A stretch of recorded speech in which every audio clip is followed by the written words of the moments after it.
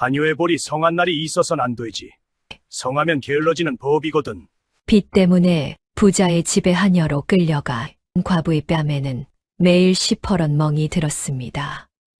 딸 셋을 시집 보내고 홀로 남은 어머니는 편지 한 장 보내지 못한 채 이를 악물고 견디고 있었지요.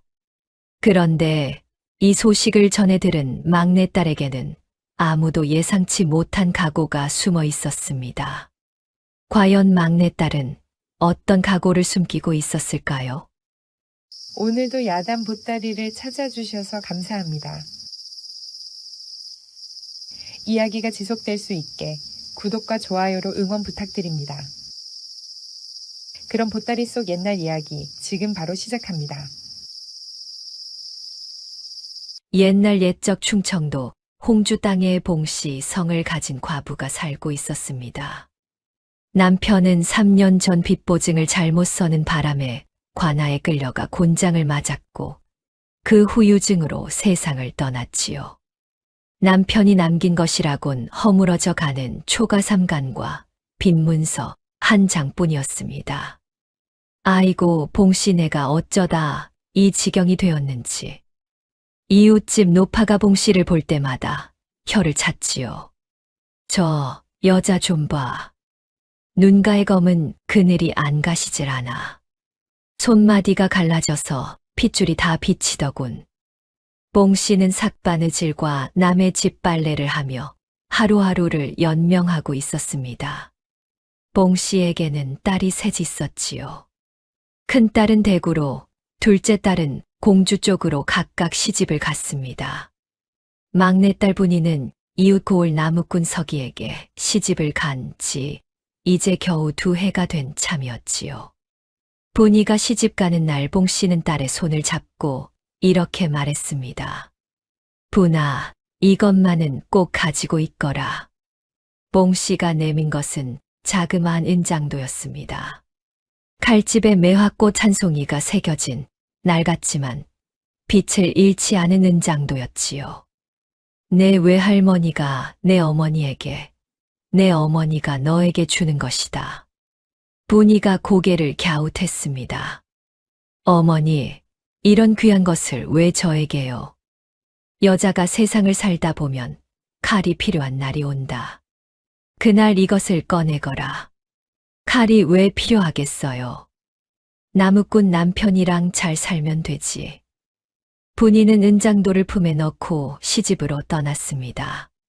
그때 봉씨가 분이의 등 뒤로 한마디를 더 했습니다. 분아.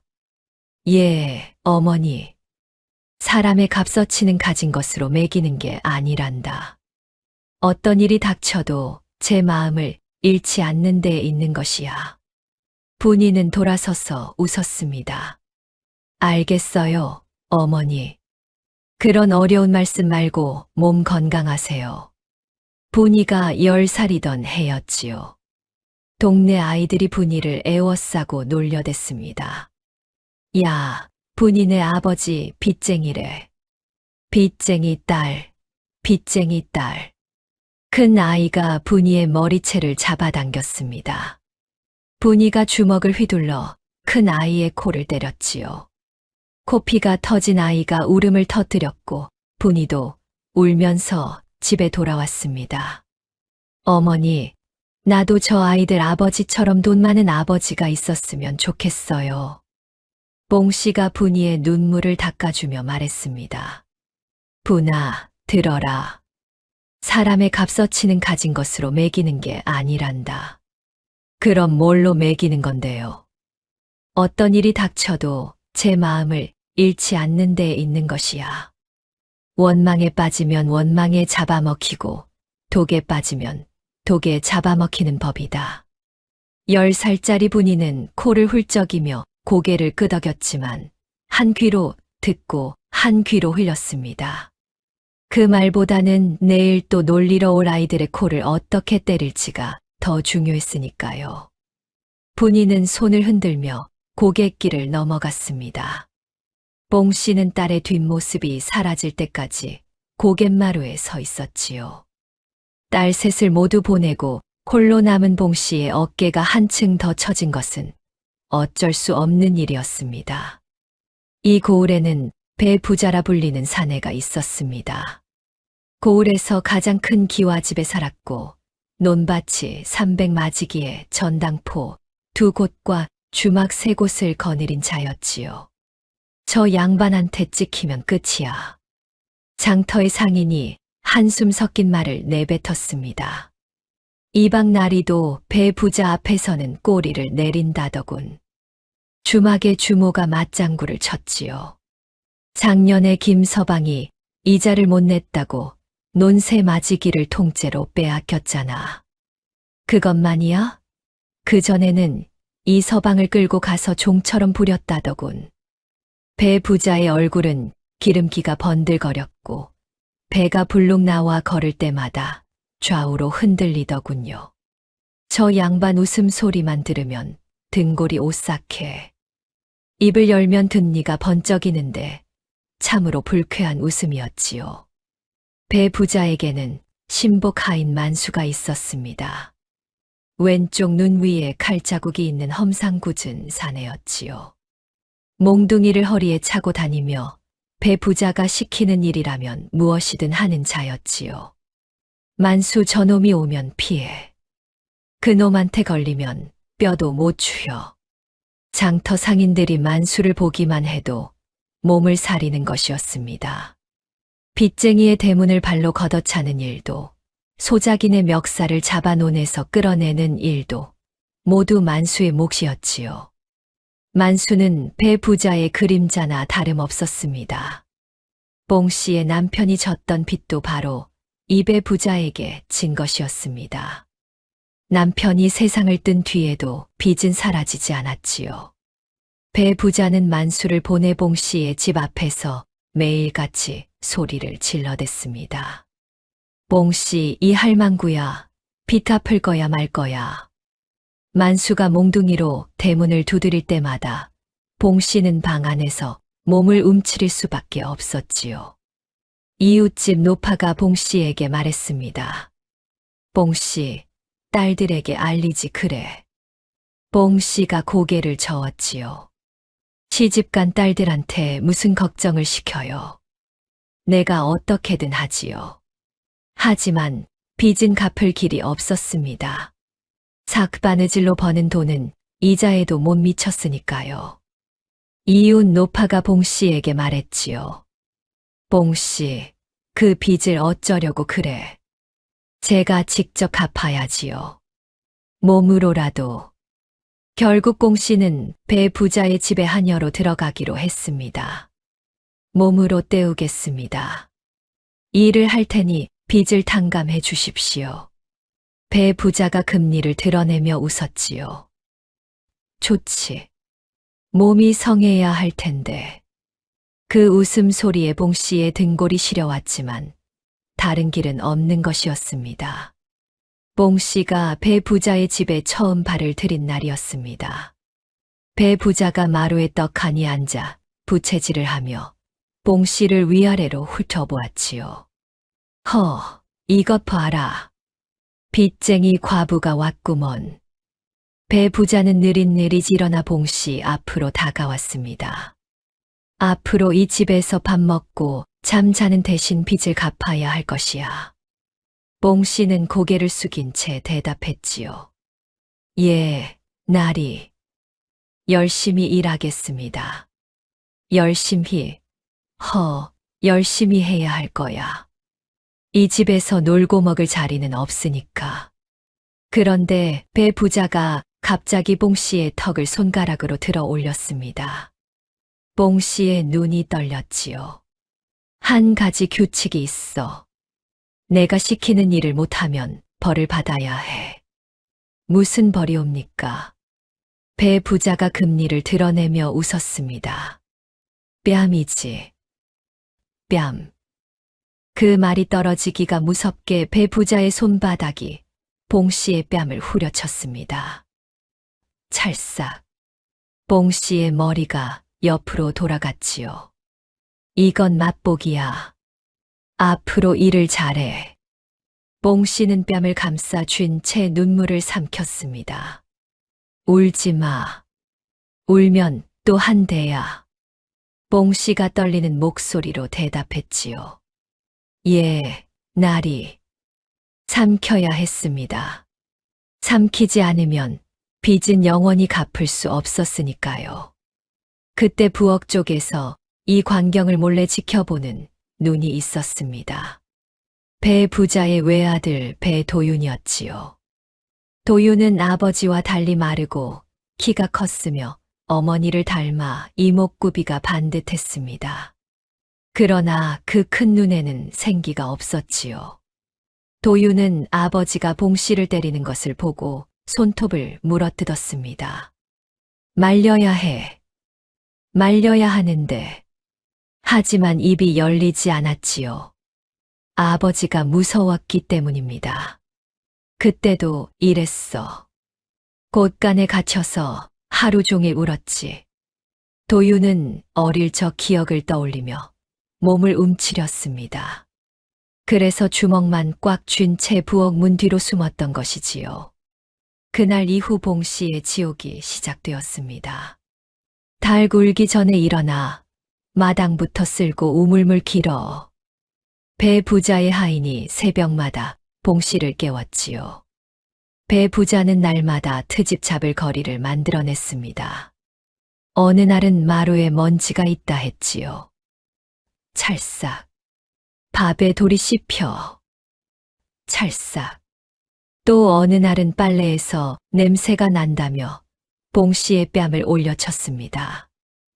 찰싹. 오늘은 몇 해째지. 봉 씨가 스스로에게 물었지만 대답은 나오지 않았지요. 하루에 한 대, 이틀에 세 대. 봉 씨의 뺨에는 항상 시퍼런 멍이 들어 있었지요. 멍이 가시기도 전에 새 멍이 덮이는 것이었습니다. 한 번은 배 부자가 밥상을 엎으며 소리를 질렀습니다. 이 간이 맞냐, 이것아. 내 손이 달린 게 장식이야. 찰싹. 봉 씨가 비틀거리며 부엌 기둥에 등을 부딪혔지요. 등이 기둥 모서리에 찍혀 피가 배어 나왔지만 소리를 내지 못했습니다. 아프지 않습니다. 나리. 아프지 않습니다. 죄송합니다, 나리. 죄송하면 다야? 다시 해. 봉 씨는 피가 묻은 저고리를 추스르며 다시 밥상을 차렸지요. 또 때리고 있어. 도윤이 부엌 문 뒤에서 주먹을 꽉 쥐었지만 입술은 꿈쩍도 하지 않았지요. 또 한 번은 이런 일이 있었습니다. 봉 씨가 장독대에서 된장을 퍼 오다 다리가 풀려 항아리를 깬 것이지요. 항아리가 마당에서 산산이 부서졌고 된장이 흙바닥에 쏟아졌습니다. 배 부자가 마루에서 그 소리를 듣고 뛰어나왔지요. 이 미련한 것이 그 항아리가 얼마짜리인 줄 알아? 찰싹, 찰싹. 두 대를 연달아 맞은 봉 씨가 마당에 주저앉았습니다. 항아리 값은 빚에 올린다. 내 빚이 줄기는커녕 늘어나는구먼. 배 부자가 코웃음을 치며 돌아갔지요. 봉 씨는 무릎을 꿇은 채 깨진 항아리 조각을 하나씩 주었습니다. 봉 씨, 괜찮아요? 다른 하녀가 눈물을 훔치며 물었지요. 괜찮습니다. 괜찮아요. 손가락에서 피가 흘렀지만 봉 씨는 멈추지 않았습니다. 도윤의 어머니는 도윤이 10살 때 병으로 세상을 떠났습니다. 어머니가 살아계셨으면 아버지가 이러지는 않았을 텐데. 어머니가 떠난 뒤 아버지는 돈밖에 모르는 사람이 되어버렸지요. 도윤이 12살 때 처음으로 아버지에게 말대꾸를 한 적이 있었습니다. 아버지, 소작인 할아버지가 울고 있어요. 곡식을 좀 덜 받으면 안 되나요? 아버지의 손바닥이 날아왔지요. 찰싹. 내까지 것이 어른 일에 끼어들어. 그날 이후 도윤은 아버지에게 한마디도 하지 못하게 되었지요. 눈만 감자. 눈만 감으면 안 봐도 되니까. 봉 씨가 맞을 때마다 도윤은 눈을 감았습니다. 도윤은 가끔 봉 씨에게 몰래 밥을 한 그릇 더 챙겨주곤 했습니다. 아버지가 자셨나. 도윤은 귀를 기울이다 살금살금 행랑채로 향했지요. 봉 씨의 방 앞에 밥그릇을 놓아두는 것이었습니다. 어느 날 밤 봉 씨가 문을 열다 도윤과 마주쳤습니다. 도련님, 이러시면 안 됩니다. 드세요, 빨리. 날이 깨서 아시면. 몰라요. 빨리 드세요. 도윤은 밥그릇을 봉 씨의 손에 쥐어주고는 황급히 자리를 떠났지요. 봉 씨가 도윤의 뒷모습을 보며 한숨을 내쉬었습니다. 저 도련님도 참 불쌍한 분이야. 도윤이 봉 씨에게 할 수 있는 것은 그것이 전부였지요. 아버지에게 한마디 하고 싶었지만 그럴 용기가 없었던 것입니다. 마을 사람들은 봉 씨의 처지를 알면서도 아무도 나서지 못했습니다. 누가 나서겠습니까? 배 부자의 돈줄에 묶여 있지 않은 사람이 없었지요. 장터에서 안악들이 수군거렸습니다. 불쌍한 봉 씨. 저러다 죽겠어. 쉿. 배 부자 귀에 들어가면 우리도 끝장이야. 그래도 누가 좀 나서야 하지 않겠어. 안악 하나가 고개를 돌리며 대꾸했지요. 내가 나서든가. 그 말에 모두 입을 다물었습니다.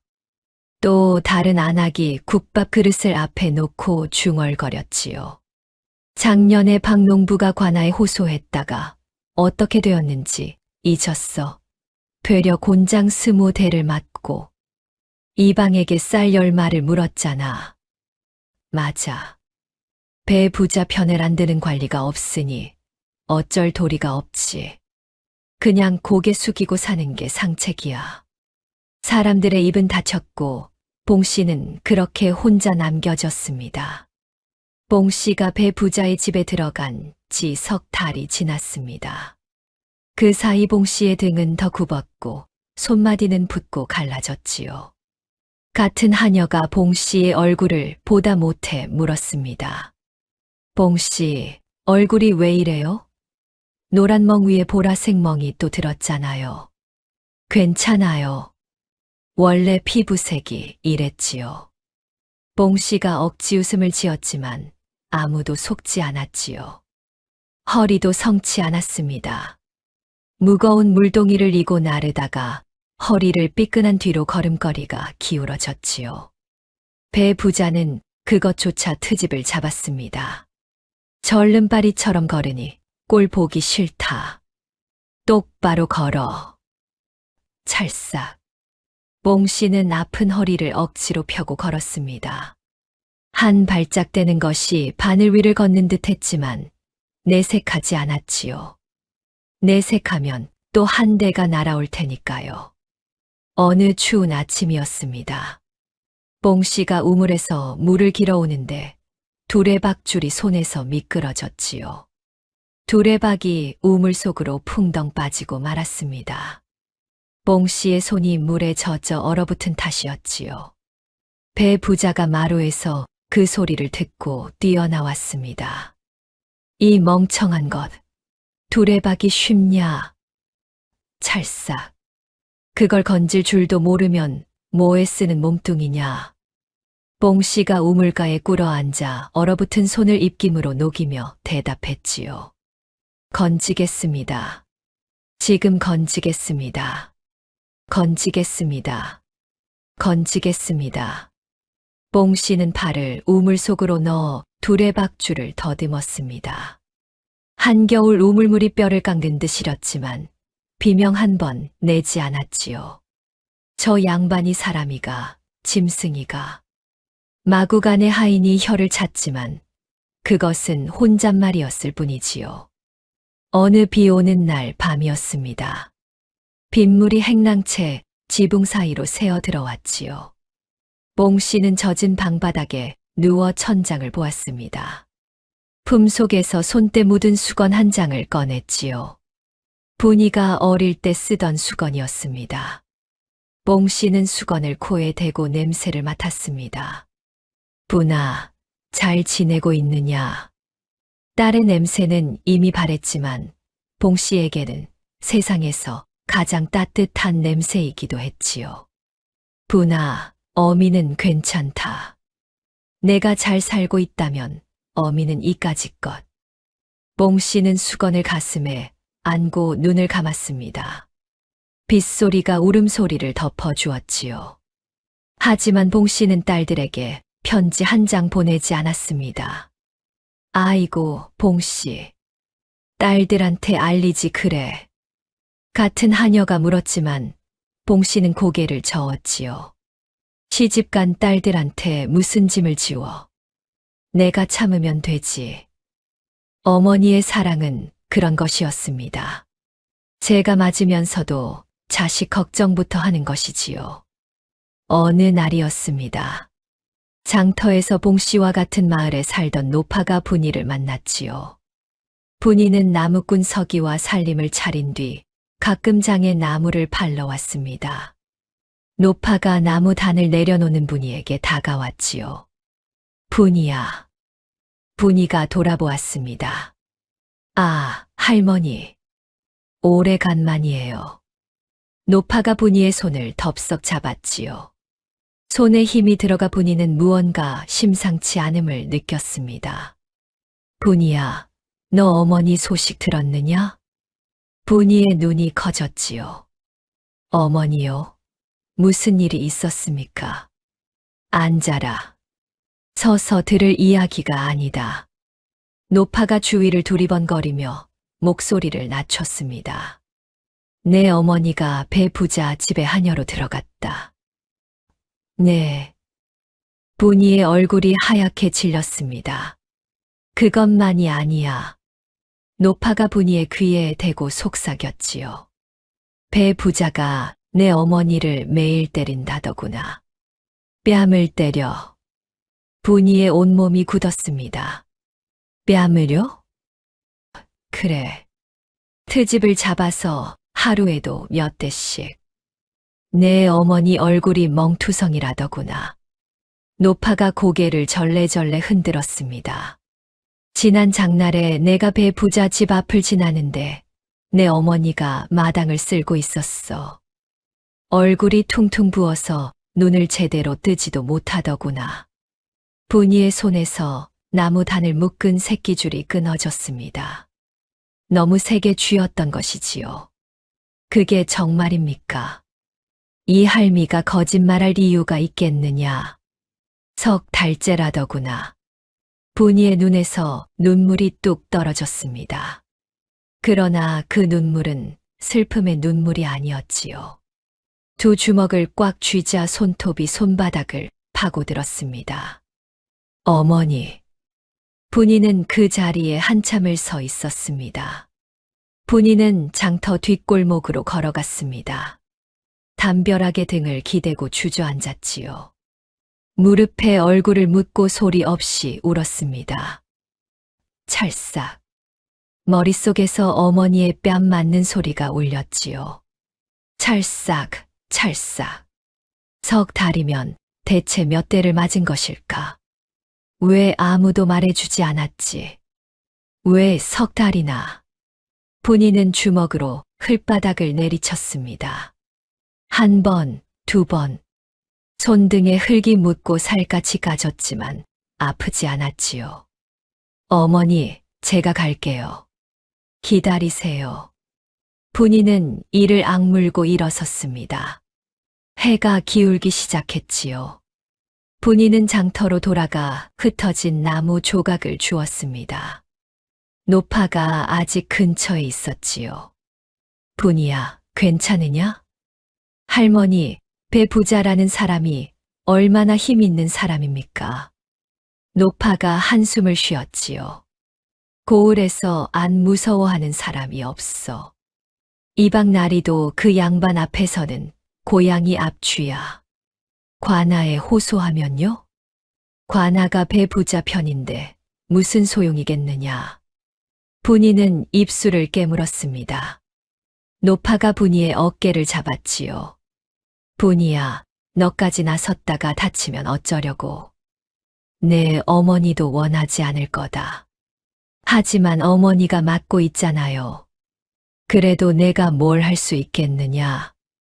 배 부자한테 대드는 건 벽에 달걀 던지는 거야. 달걀이면 달걀을 던지겠어요. 노파가 놀란 눈으로 분이를 보았습니다.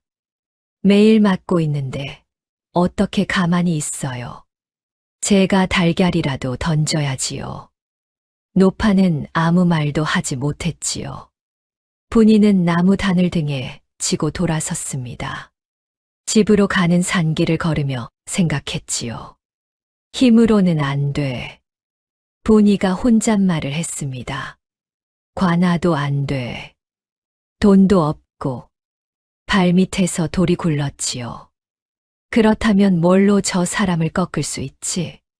산새 소리가 울었지만 분이의 귀에는 어머니의 울음소리만 들렸습니다. 해가 산등성이에 걸릴 무렵 분이는 집에 도착했습니다. 서기가 장작을 패고 있었지요. 왔소. 오늘 나무 잘 팔았소. 분이는 대답 대신 나무 단을 내려놓았습니다. 서기가 분이의 얼굴을 들여다보았지요. 왜 그러오? 눈이 빨간데. 바람 때문에 그래요. 분이는 부엌으로 들어가 저녁밥을 짓기 시작했습니다. 쌀을 씻는 손이 떨렸지만 서기에게 보이지 않으려 고개를 숙였지요. 서기는 투박한 사내라 아내의 미세한 변화를 알아채지 못하더군요. 저녁밥을 먹는 내내 분이는 말이 없었습니다. 서기가 밥을 두 그릇 비우는 동안 분이는 숟가락만 들었다 놓았다 했지요. 밥맛이 없소. 좀 피곤해서요. 그럼 일찍 자시오. 그날 밤 분이는 잠을 이루지 못했습니다. 서기가 코를 골며 깊은 잠에 빠진 뒤에도 분이는 천장을 노려보고 있었지요. 어머니, 지금도 맡고 계세요? 분이는 소리 없이 중얼거렸습니다. 기다리세요. 제가 방법을 찾을게요. 어머니의 멍든 얼굴이 눈앞에서 사라지지 않았습니다. 찰싹, 찰싹, 찰싹. 뺨 맞는 소리가 귓속에서 울렸지요. 분이는 품에서 은장도를 꺼내 손으로 만져보았습니다. 어머니가 주신 은장도. 칼집에 매화꽃이 손끝에 걸렸지요. 여자가 세상을 살다 보면 칼이 필요한 날이 온다. 분이의 눈에서 눈물이 흘렀습니다.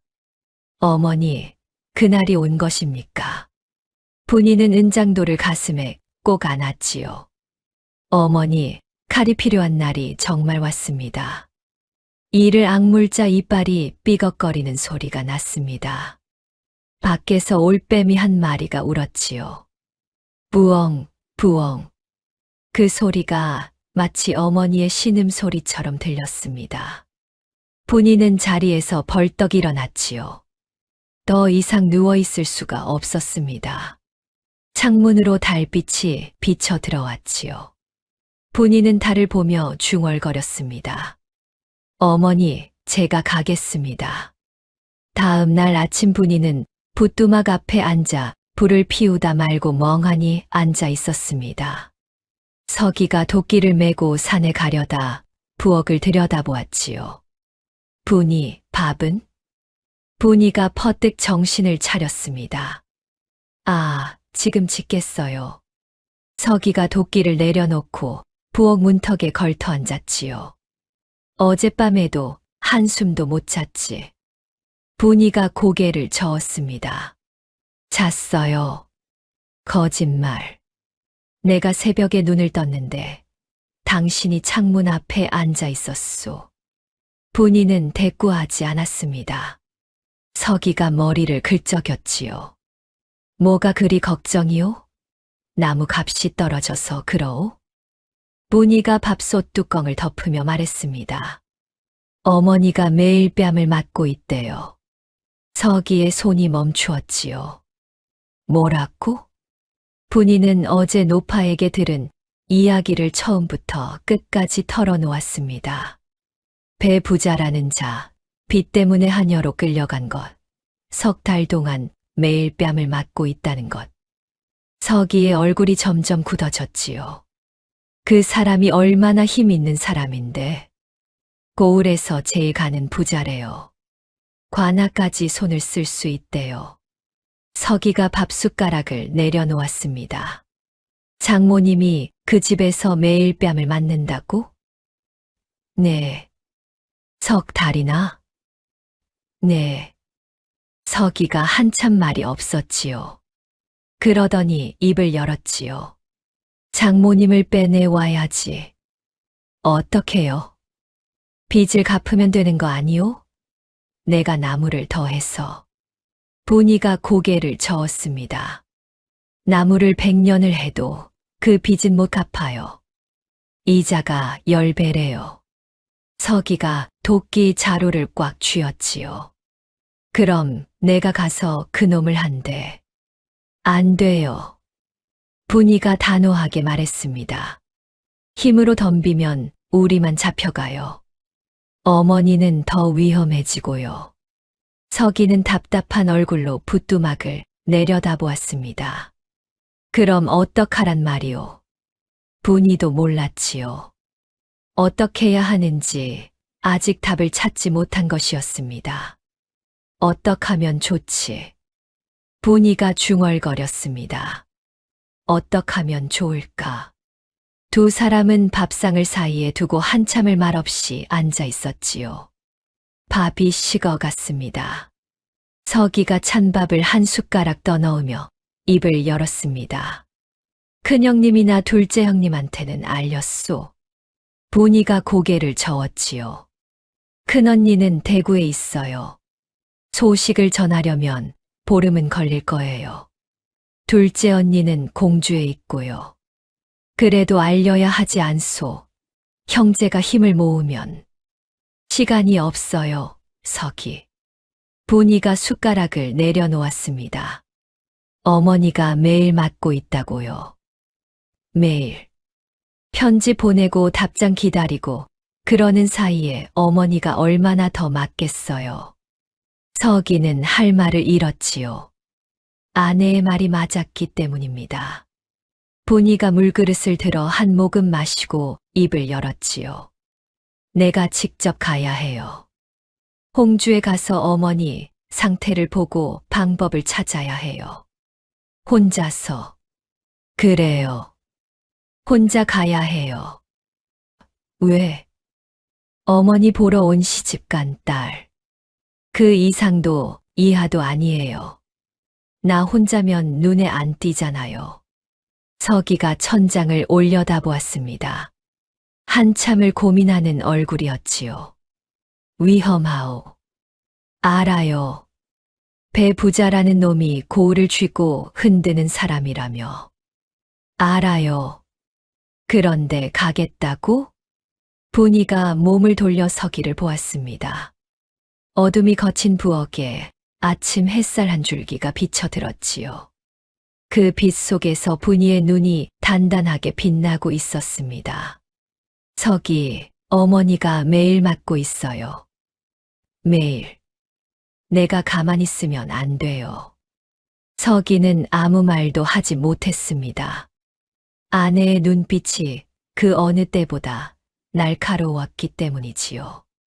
한참 뒤에 서기가 말했습니다. 나도 같이 가겠소. 안 돼요. 여기서 나무를 해야 먹고 살죠. 당신 혼자 보내고 나무나 하고 있으란 말이오? 서기. 분이가 서기의 손을 잡았지요. 나 혼자 가는 게 나아요. 둘이 가면 눈에 띄어요. 서기는 입술을 깨물었습니다. 투박한 사내의 눈가가 붉어졌지요. 꼭 돌아와야 하오. 돌아올게요. 약속하시오. 약속해요. 분이는 서기의 손을 꼭 쥐었습니다. 이틀이 더 지났습니다. 분이는 나무를 팔러 장에 나갈 때마다 사람들에게 배 부자의 이야기를 물었지요. 혹시 배 부자라는 사람에 대해 아시는 게 있으신지요? 한 상인이 혀를 찼습니다. 그 이름 꺼내지도 마. 배 부자한테 대드는 건 벽에 달걀 던지기야. 관아에 고해봤자 이방이 배 부자 편이니 소용없어. 전에도 누가 관아에 호소했다가 되려 곤장 맞았다더라. 그래도 방법이 없습니까? 없어. 돈이 곧 법인 세상이야. 분이는 들을수록 막막해졌지요. 셋째 날 밤 분이는 또 잠을 이루지 못했습니다. 서기가 잠결에 뒤척이다 물었지요. 또 안 자오? 서기. 응. 내일 새벽에 떠날게요. 벌써. 서기가 눈을 떴습니다. 아무 말 없이 광으로 나가더니 마른 떡 한 보따리를 싸왔지요. 길에서 먹으시오. 분이의 눈시울이 붉어졌습니다. 고마워요. 고맙긴. 꼭 돌아오시오. 다음 날 해가 뜨기 전이었습니다. 분이는 조용히 짐을 꾸렸지요. 보따리 하나에 옷까지 몇 벌과 서기가 싸준 마른 떡을 넣었습니다. 그리고 품속에 은장도를 챙겼지요. 서기가 대문 앞까지 나와 분이를 배웅했습니다. 조심하시오. 걱정 마세요. 위험하면 돌아오시오. 무리하지 말고. 알겠어요. 분이가 돌아서려는데 서기가 분이의 손목을 잡았지요. 분이. 왜요? 나무 팔아서 돈 모으고 있겠소. 돌아오면 뭐든 할 수 있게. 분이의 눈시울이 붉어졌습니다. 고마워요, 서기. 분이가 고개를 끄덕이고 돌아섰지요.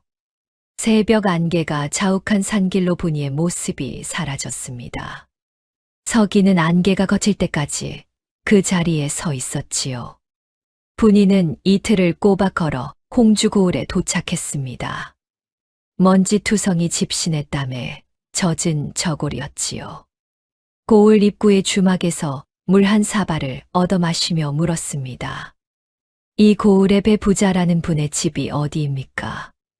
주모가 눈을 치켜떴지요. 배 부자, 저 양반한테 무슨 볼일이 있어? 친척 아주머니가 그 집에서 일하고 있어서요. 주모가 고개를 절레절레 흔들었습니다. 불쌍한 것. 저기 보이는 높은 기와 지붕이 그 집이야.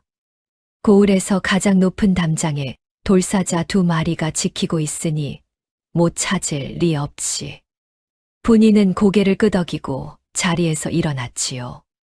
분이는 대문 앞에 서서 안을 들여다보았지요.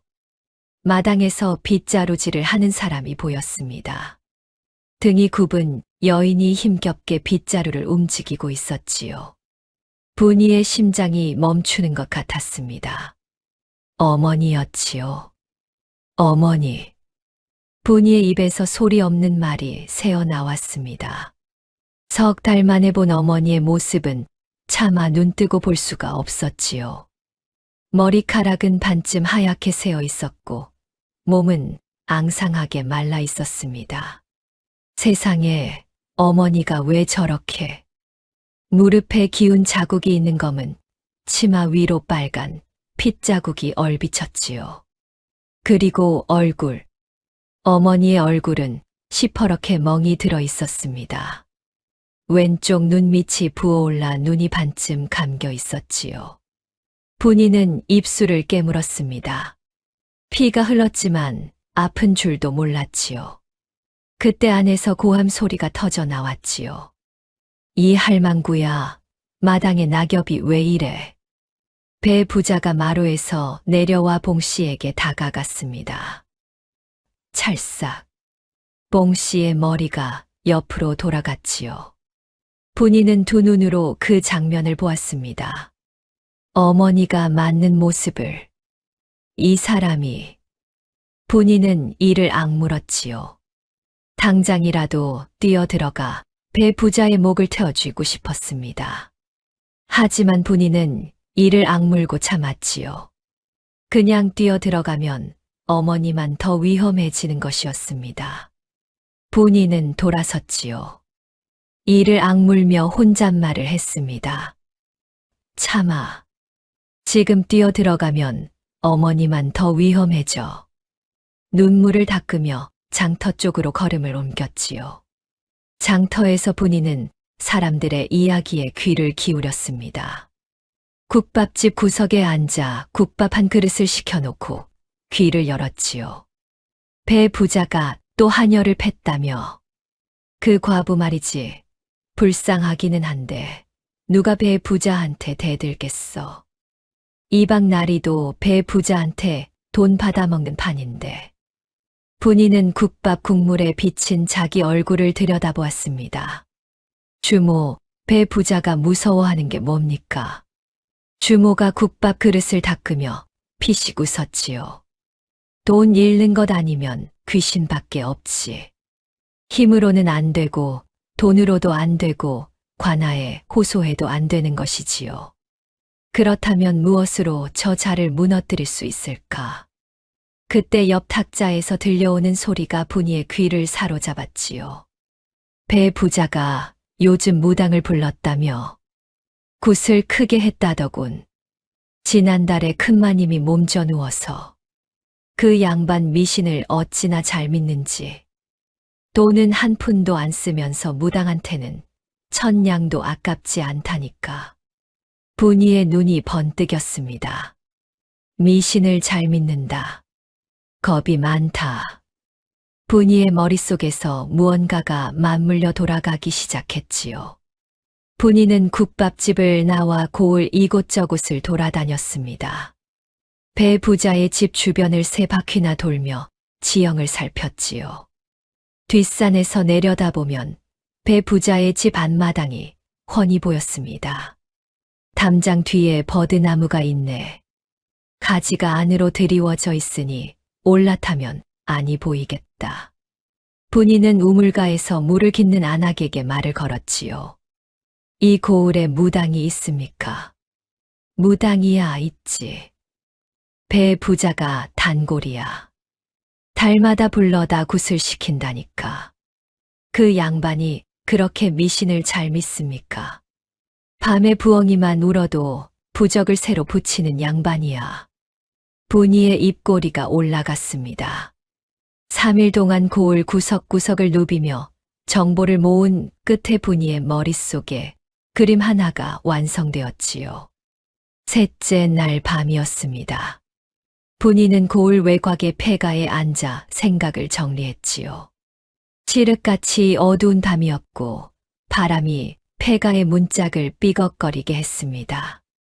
분이는 품에서 은장도를 꺼내 달빛에 비추었지요. 어머니, 여자가 세상을 살다 보면 칼이 필요한 날이 온다고 하셨지요. 칼집에 매화꽃이 달빛에 빛났습니다. 하지만 저는 이 칼을 사람에게 쓰지는 않겠습니다. 분이는 은장도를 도로 품에 넣었습니다. 하지만 저는 칼 대신 다른 것을 쓰겠습니다. 분이의 입가에 차가운 미소가 번졌지요. 배 부자, 당신이 가장 무서워하는 것. 그것으로 당신을 무너뜨리겠습니다. 다음 날 아침이 밝았습니다.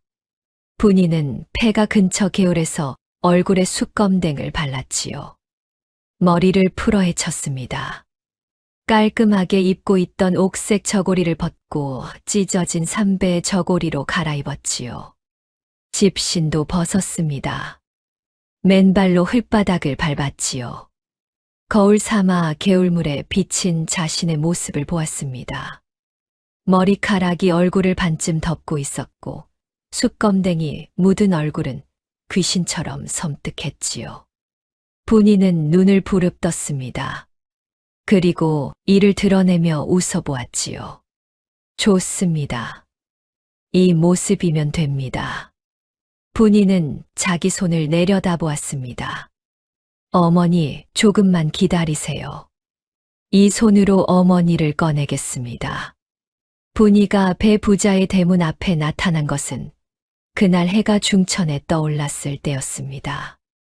장터로 향하던 사람들이 멈춰 섰지요. 저기 좀 봐.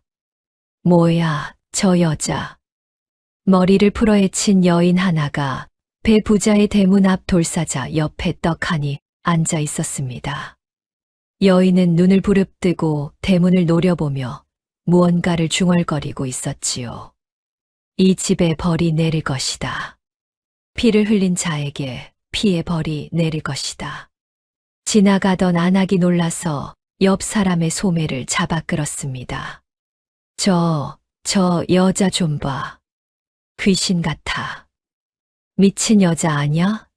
배 부자 집 앞에서 뭘 하는 거야? 아이고, 머리카락 좀 봐. 온몸에 소름이 돋네. 분이는 더 크게 소리를 질렀습니다. 죄 없는 사람을 때린 자여, 하늘이 보고 있다. 원혼이 보고 있다. 분이의 목소리는 쩌렁쩌렁 고을 전체에 울려 퍼졌지요. 안에서 만수가 뛰어나왔습니다. 뭐야, 이 미친 것은 당장 꺼져. 만수가 몽둥이를 들고 분이에게 다가갔지요. 그런데 분이가 갑자기 고개를 확 돌려 만수를 노려보았습니다. 눈을 부릅뜬 채 이를 드러내고 킁킁거리며 웃었지요. 크크크크크. 만수의 발걸음이 멈추었습니다. 험상궂은 얼굴에 만수가 한 발짝 뒤로 물러섰지요. 뭐야 이것이. 분이가 갑자기 양손으로 땅을 짚더니 내 발로 기어서 만수에게 다가갔습니다. 내 주인의 피 냄새가 난다. 크크크. 피 냄새. 만수의 얼굴이 허옇게 질렸지요. 이것이 진짜 미쳤어. 만수는 몽둥이를 들었다가 차마 내리치지 못하고 대문 안으로 후다닥 달아났습니다. 구경꾼들이 웅성거렸지요. 세상에, 저거 봐. 만수 저놈이 겁을 먹었어. 미친 여자가 보통 미친 여자가 아닌가 봐. 소식을 들은 배 부자가 직접 나왔습니다. 미친 것이 내 집 앞에 앉았다고? 배 부자가 대문 밖으로 나와 분이를 내려다보았지요. 분이는 고개를 들어 배 부자를 올려다보았습니다. 눈이 마주치는 순간 배 부자의 얼굴이 살짝 일그러졌지요. 그 눈빛이 예사롭지 않았기 때문입니다. 미친 여자의 눈이라기에는 너무나 또렷하고 차가운 것이었지요. 하지만 배 부자는 곧 거만한 표정을 되찾았습니다. 이봐, 당장 이것을 끌어내. 하인 2명이 달려들어 분이를 끌어냈지요. 분이는 끌려가면서도 소리를 멈추지 않았습니다. 원혼이 돌아온다. 이 집에 원혼이 깃든다. 피를 흘린 만큼 피를 갚게 될 것이다. 그날 밤 분이는 작전의 2번째 단계에 들어갔습니다. 뒷산에 올라 버드나무 가지에 하얀 삼배 1000조각을 걸었지요. 달빛을 받으면 유령처럼 펄럭이도록 위치를 계산한 것이었습니다. 그리고 나무 사이에 숨어 입으로 바람 소리를 흉내냈지요. 우우. 길게 늘어지는 소리가 배 부자의 집 쪽으로 흘러갔습니다. 한밤중에 배 부자가 벌떡 일어나 창문을 열었지요. 뒷산 쪽에서 하얀 것이 흔들거리는 것 같았습니다. 만수야. 만수가 뛰어왔지요. 예, 나리. 저기 뒷산에 뭐가 있지 않느냐? 만수가 뒷산 쪽을 보았습니다. 버드나무 가지가 바람에 흔들리고 있었지요. 하얗게 달빛을 받은 1000조각이 귀신의 옷자락처럼 펄럭이더군요. 만수의 얼굴도 새하얘졌습니다. 나리. 저건 그냥 나뭇가지가 아닙니까? 나뭇가지가 저렇게 움직이느냐? 바람 때문이겠지요. 바람이 저렇게 사람 모양으로 흔들리느냐? 눈을 뜨고 봐. 배 부자의 목소리가 떨렸지요. 그때 다시 들려왔습니다. 우, 나리, 안으로 드시지요. 내가 먼저 가서 확인해. 소인이요? 배 부자와 만수가 동시에 몸을 움츠렸지요. 분이는 어둠 속에서 입꼬리를 올렸습니다. 시작입니다. 배 부자. 이제부터가 시작이지요.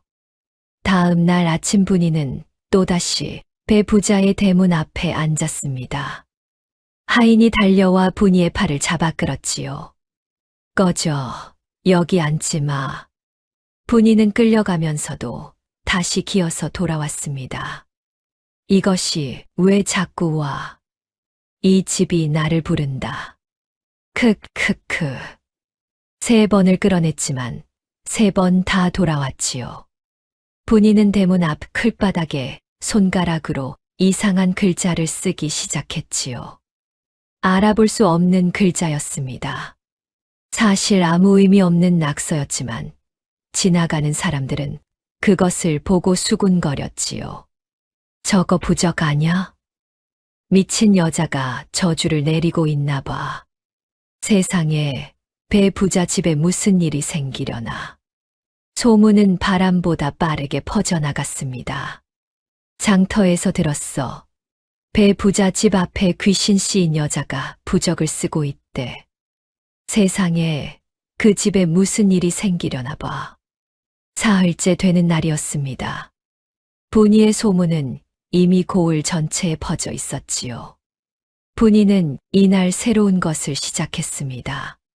장례 때 부르는 만가를 변형하여 낫고 음산한 목소리로 노래를 부른 것이지요. 이 집에 죽음이 온다. 피로 물든 손에 죽음이 온다.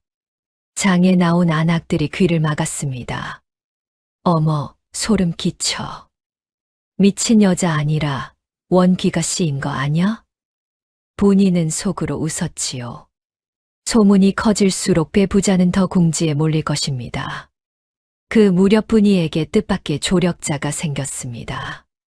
장터의 엿장수 할멈이었지요. 이가 빠진 입으로 엿을 팔면서도 고을의 모든 소문을 꿰뚫고 있는 사람이었습니다. 어느 날 할멈이 분이에게 다가왔지요.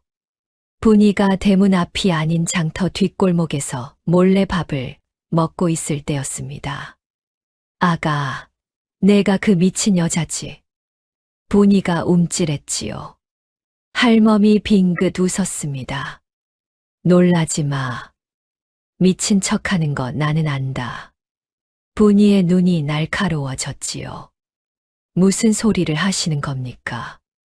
미친 사람이 저렇게 깔끔하게 밥을 먹지는 않거든. 할멈이 분이의 옆에 털썩 앉았습니다. 뽕씨가 내 어머니지. 분이는 아무 말도 하지 않았지요. 할멈이 한숨을 쉬었습니다. 내 어머니를 오래전부터 알았다. 착한 사람이야. 그런 사람이 저 짐승 같은 놈한테. 할멈의 눈가에 눈물이 맺혔지요. 사실 나도 배 부자한테 당한 사람이다. 할머니도요? 3년 전에 우리 집밭을 빼앗겼어. 남편이 그 일로 병이 나서 죽었지. 엿장수로 떠돈 건 그때부터야.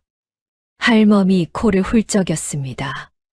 내가 도울 게 있으면 말해라. 분이는 한참을 할멈을 바라보다가 입을 열었지요. 할머니, 배 부자에 대해 아시는 것을 모두 알려주십시오. 할멈의 눈이 빛났습니다. 그래, 내가 아는 건 많지. 할멈은 배 부자의 비리를 줄줄이 읊기 시작했지요. 박 농부한테 쌀 5말 빌려주고 50마를 받아냈어. 최상인한테는 비녀 하나 맡기고 쌀 50마를 물렸고, 이박 나리한테는 매달은 5냥을 갖다 바치지.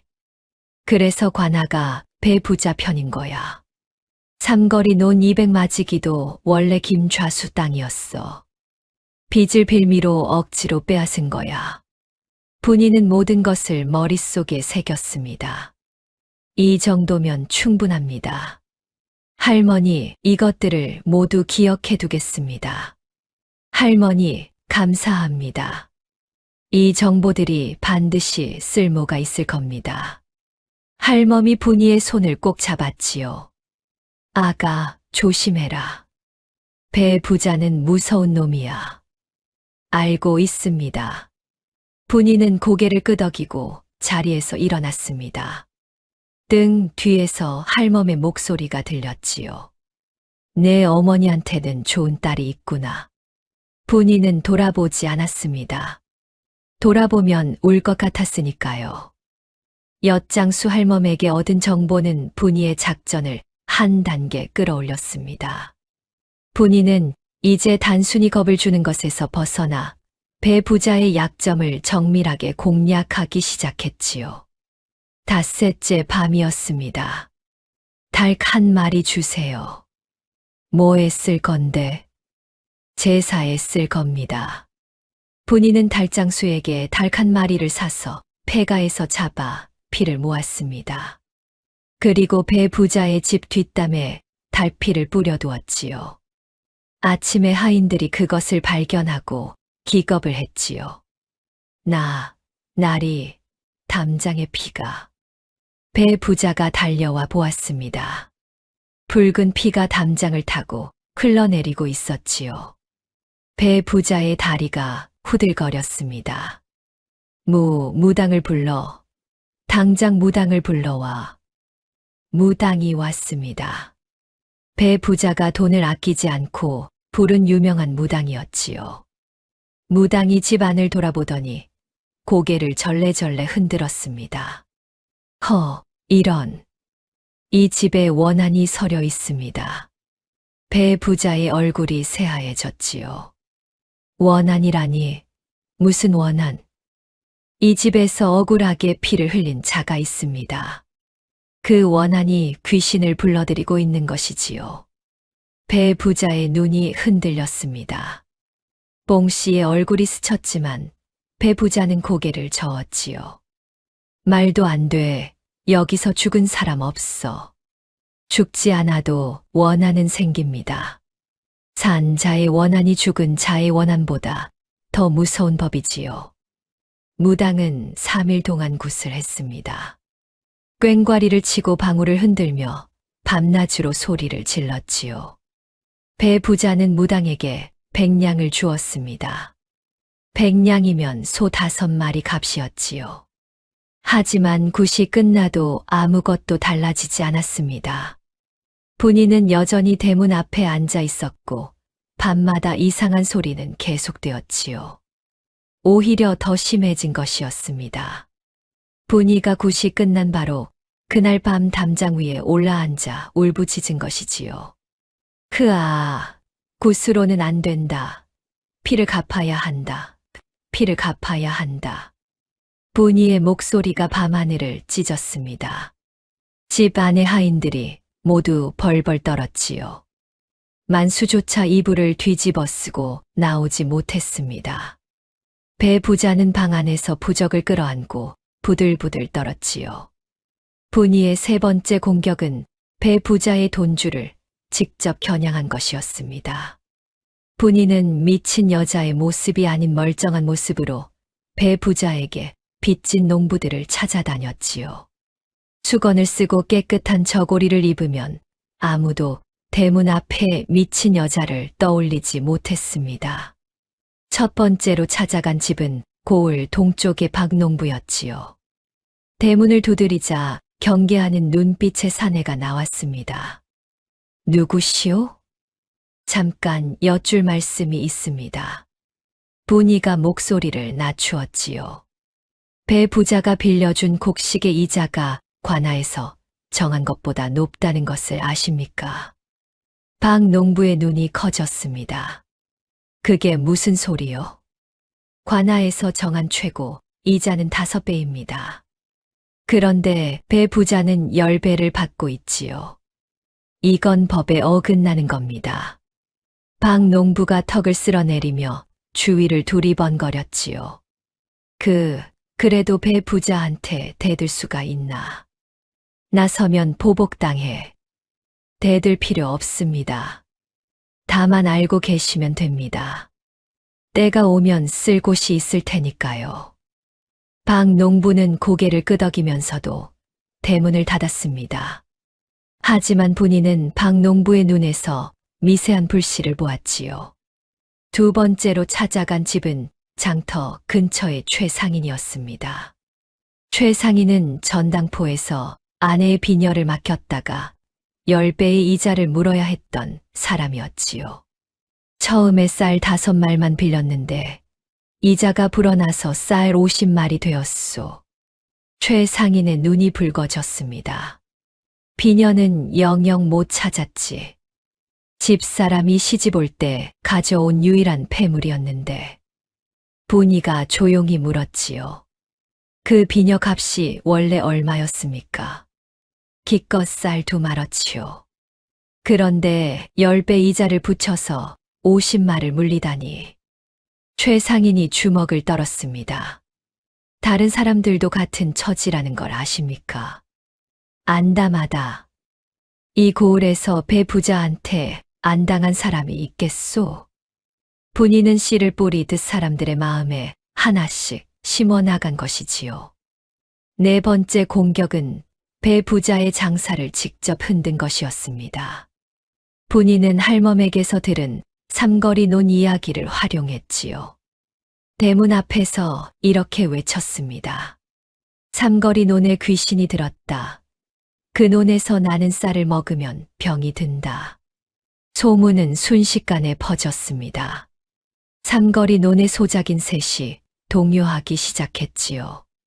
아무래도 다른 논을 알아봐야겠어. 귀신 논에서 일하다 죽겠어. 내 자식한테 그 쌀 먹일 수는 없지. 가을 수확을 앞두고 일손이 모자라게 되었습니다. 배 부자가 소작인들을 붙잡으려 했지만 소용이 없었지요. 품삯을 올려줄 테니 남아라. 날이 돈보다 목숨이 중합니다. 배 부자의 이마에 핏줄이 섰습니다. 돈으로 안 되는 일이 생기자 화가 머리끝까지 치밀었지요. 보름이 지나자 배 부자의 집에는 확실한 변화가 생겼습니다.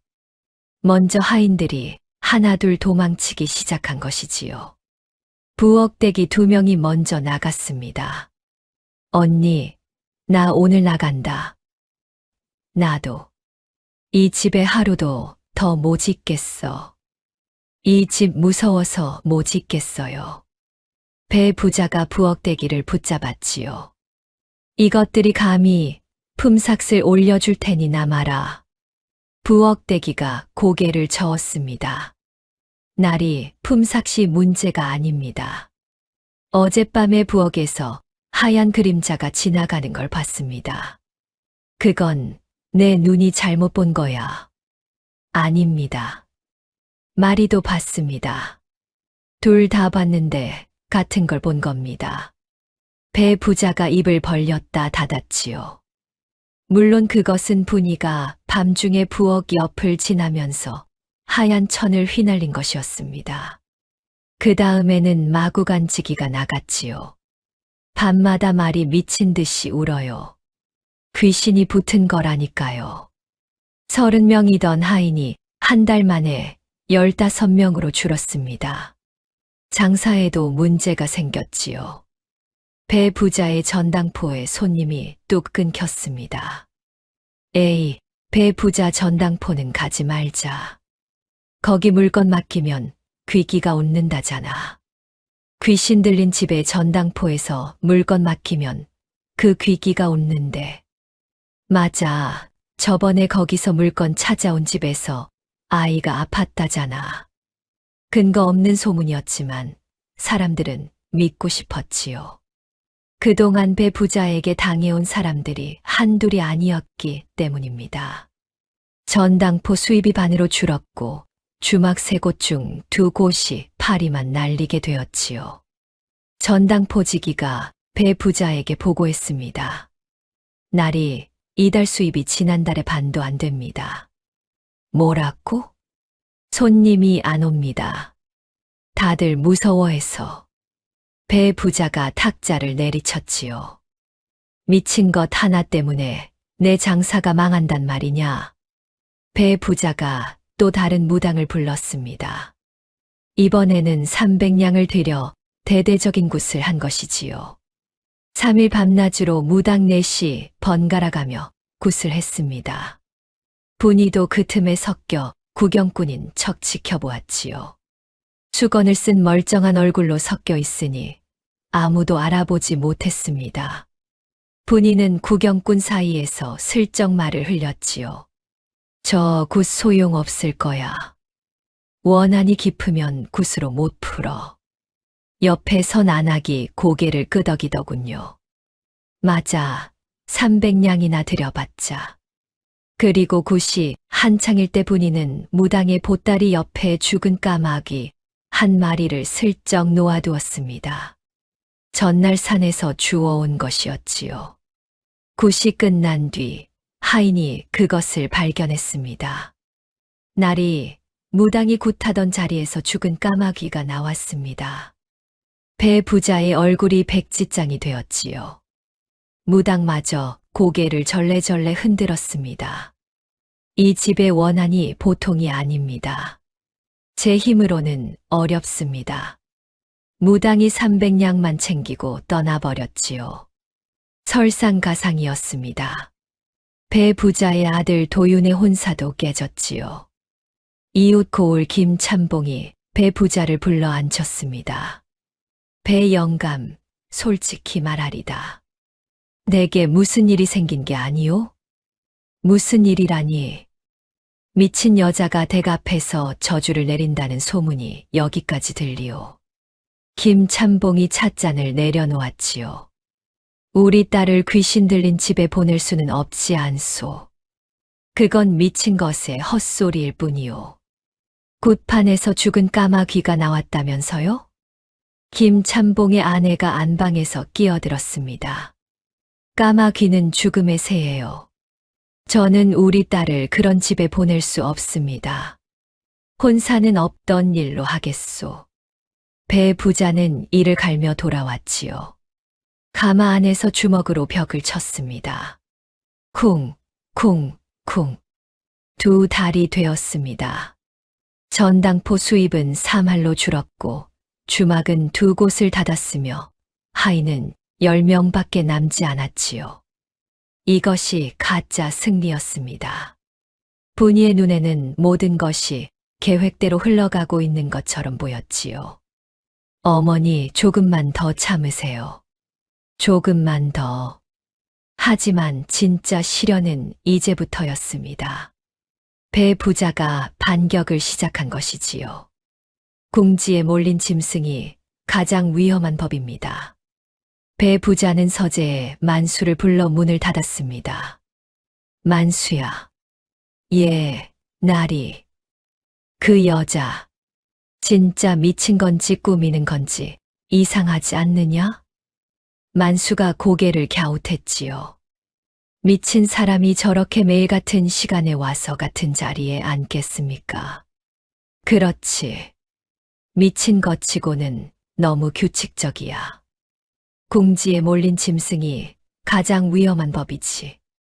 배 부자의 눈이 좁아졌습니다. 만수야, 따라가 봐. 밤에 어디서 자는지, 뭘 먹는지, 누구를 만나는지 낱낱이 보고해. 만수는 그날부터 분이를 미행하기 시작했지요. 미행 첫날 밤 만수는 분이를 놓쳤습니다. 어둠 속에서 분이의 발이 너무 빨랐기 때문이지요. 둘째 날 밤에도 놓쳤습니다. 만수는 이를 갈았지요. 이것이 미친 게 아니면 산적보다 날쌘 거야. 셋째 날 밤 만수는 작전을 바꾸었습니다. 분이를 따라가는 대신 폐가 근처에 먼저 숨어 기다린 것이지요. 해가 진 뒤 분이가 폐가로 돌아왔습니다. 휴, 오늘도 무사히 넘겼다. 분이가 혼잣말을 하며 찢어진 삼배 저고리를 벗었지요.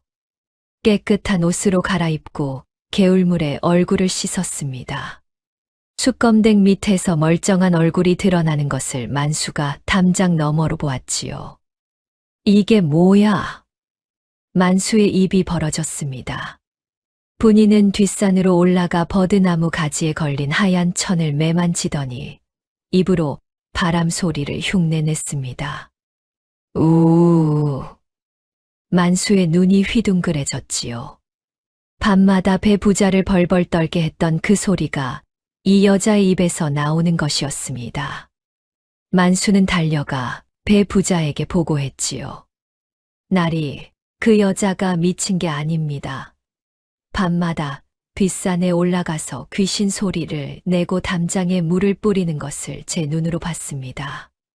배 부자의 얼굴이 시뻘겋게 달아올랐습니다. 그러더니 금세 입꼬리가 올라갔지요. 감히 이 배 부자를 속여. 좋아. 나도 술을 쓰지. 배 부자의 역습은 빠르고 잔인했습니다. 첫 번째 반격으로 관아의 이방에게 은 10냥을 건넸지요. 저것을 당장 잡아 가도 포졸 넷이 분이를 잡으러 왔습니다. 분이는 대문 앞에서 끌려갔지요. 관아 옥에 갇힌 분이는 차가운 바닥에 앉아 어둠 속에서 이를 악물었습니다. 옥 안은 쥐가 돌아다니고 벽에는 곰팡이가 슬어 있었지요. 밥이라고 주는 것은 하루에 한 번 물에 말아놓은 쌀죽 한 그릇이 전부였습니다. 분이는 쌀죽을 들이켜며 중얼거렸습니다. 어머니, 지금도 맞고 계시겠지. 옆방 죄수가 물었지요. 뭐라고 했어? 품속의 은장도가 차갑게 살을 눌렀습니다. 다행히 포졸들이 은장도를 발견하지 못했지요. 분이가 저고리 안감 사이에 숨겨두었기 때문입니다. 어머니, 기다려주세요. 반드시 나갑니다. 옥 창살 사이로 달빛 한 줄기가 비쳐 들어왔지요. 분이는 그 빗줄기를 바라보며 다음 수를 궁리했습니다. 하지만 아무리 머리를 굴려도 답이 보이지 않았지요. 옥에 갇혀 있으니 어머니를 볼 수도 없고 작전을 펼 수도 없었습니다. 무력감이 분이를 짓눌렀지요. 옆방에 갇힌 죄수가 물었습니다. 아가씨, 뭘 했길래 여기 들어왔소? 분이는 대답하지 않았지요. 말을 안 하는 걸 보니 억울한 개로군. 죄수가 코웃음을 쳤습니다. 이 옥에 억울하지 않은 사람이 어디 있겠소. 관아가 배 부자 편인 이상 우리 같은 건 파리 목숨이지. 그 말이 분이의 가슴을 칼처럼 찔렀지요. 관아가 배 부자 편. 이 한마디가 모든 것을 설명하고 있었습니다. 두 번째 반격은 봉 씨를 향한 것이었습니다. 배 부자가 봉 씨에게 달려들었지요.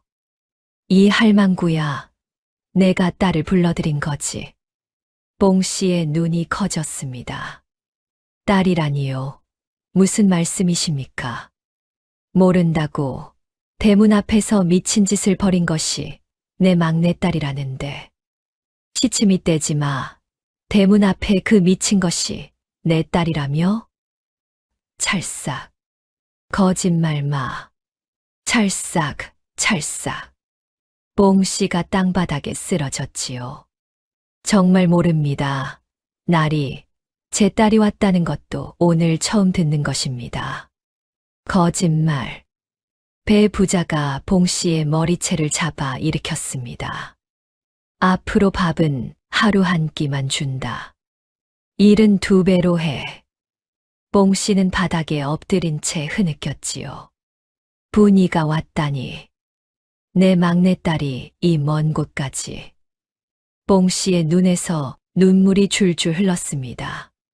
딸이 왔다는 사실이 반갑기보다 두려웠지요. 분아, 제발 가거라. 내까지 이 지옥에 빠지면 안 된다. 분아, 제발 돌아가거라. 이 어미는 괜찮으니. 봉 씨는 아무도 듣지 못하게 이불을 뒤집어 쓰고 울었습니다.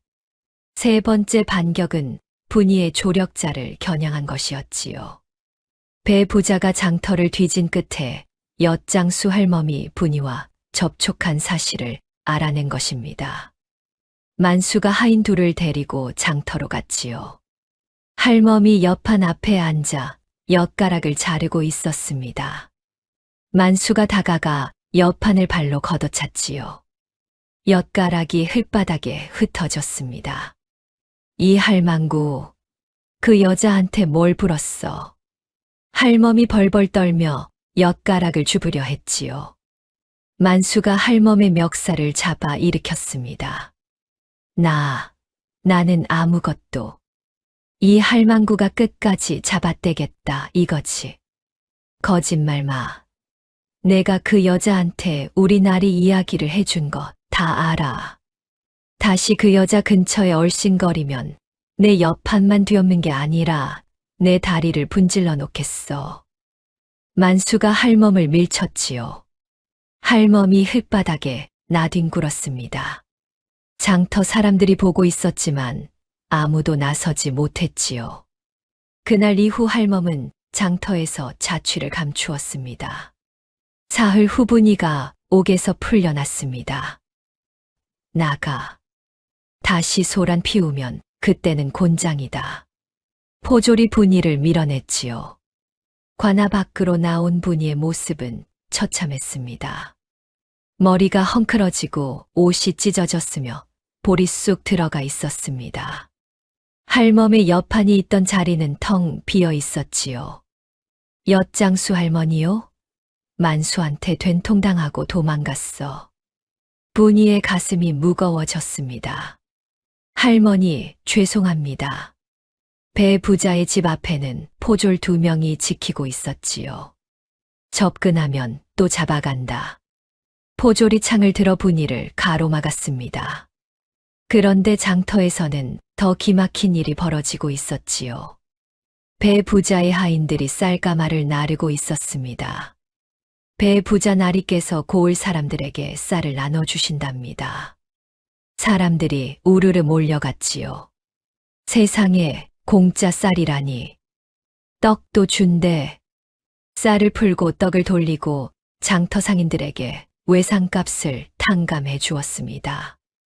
배 부자가 달라졌나 봐.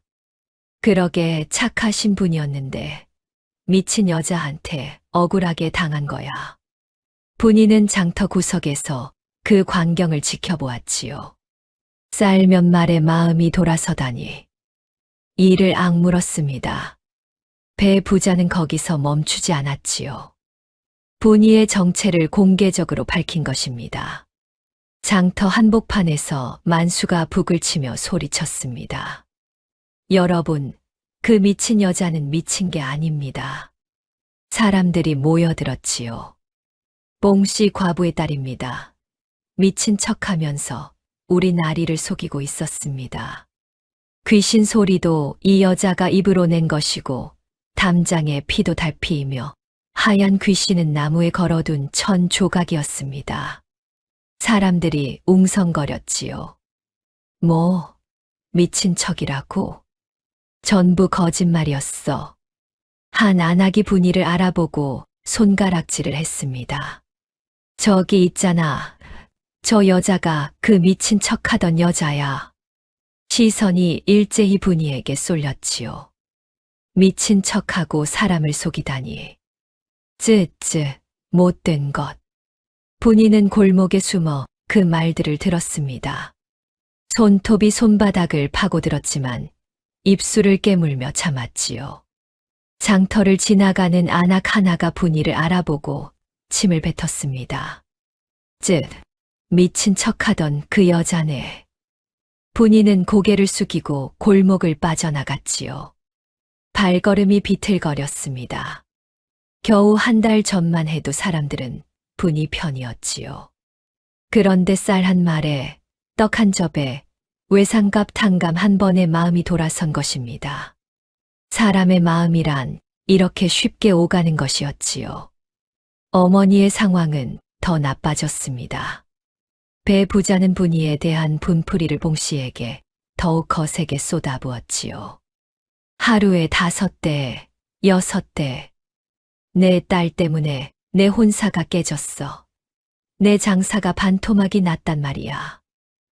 찰싹. 몽씨가 마루 아래로 굴러떨어졌습니다. 나리, 제발. 딸아이는 아무 잘못이 없습니다. 잘못이 없어. 내 집 앞에서 미친 짓을 벌인 게 잘못이 아니고 뭐야. 찰싹. 몽씨의 입가에서 피가 흘렀지요. 분이는 밤에 몰래 담장 너머로 어머니의 모습을 엿보았습니다. 행랑채에서 흐느끼는 소리가 들렸지요. 분아, 분아. 어머니가 잠결에 자신의 이름을 부르고 있었습니다. 분이의 눈에서 눈물이 쏟아졌지요. 어머니, 죄송합니다. 제가 와서 더 힘들게 해드렸습니다. 분이는 주먹으로 땅을 내리쳤습니다. 다시 대문 앞에 앉을 수도 없었지요. 조력자도 잃었습니다. 여론마저 뒤집혔지요. 어머니는 분이 때문에 더 심하게 맞고 있었습니다. 그런데 이게 웬일입니까? 분이가 한 모든 일이 오히려 어머니를 더 위험에 빠뜨린 것이지요. 미친 척은 들통이 났고 겁주기는 통하지 않았습니다. 분이가 2달간 쌓아올린 모든 것이 배 부자의 쌀 몇 말에 허물어졌지요. 분이는 장터 구석에 담벼락에 등을 기대고 주저앉았습니다. 지나가는 안하기 분이를 알아보고 고개를 돌렸지요. 저 여자 아직도 이 고을에 있었어. 그 말이 칼처럼 가슴을 찔렀습니다. 분이는 고개를 숙인 채 골목을 빠져나왔지요. 발걸음이 비틀거렸습니다. 하늘이 캄캄했지요. 별도 달도 보이지 않았습니다. 분이의 마음도 그 하늘과 같았지요. 그날 밤 분이는 폐가에 홀로 앉아 있었습니다. 칠흑 같은 어둠 속에서 벽에 등을 기대고 무릎을 끌어안았지요. 바람이 부서진 문틈으로 들어와 분이의 풀어헤친 머리카락을 흩날렸습니다. 모든 것을 잃었습니다.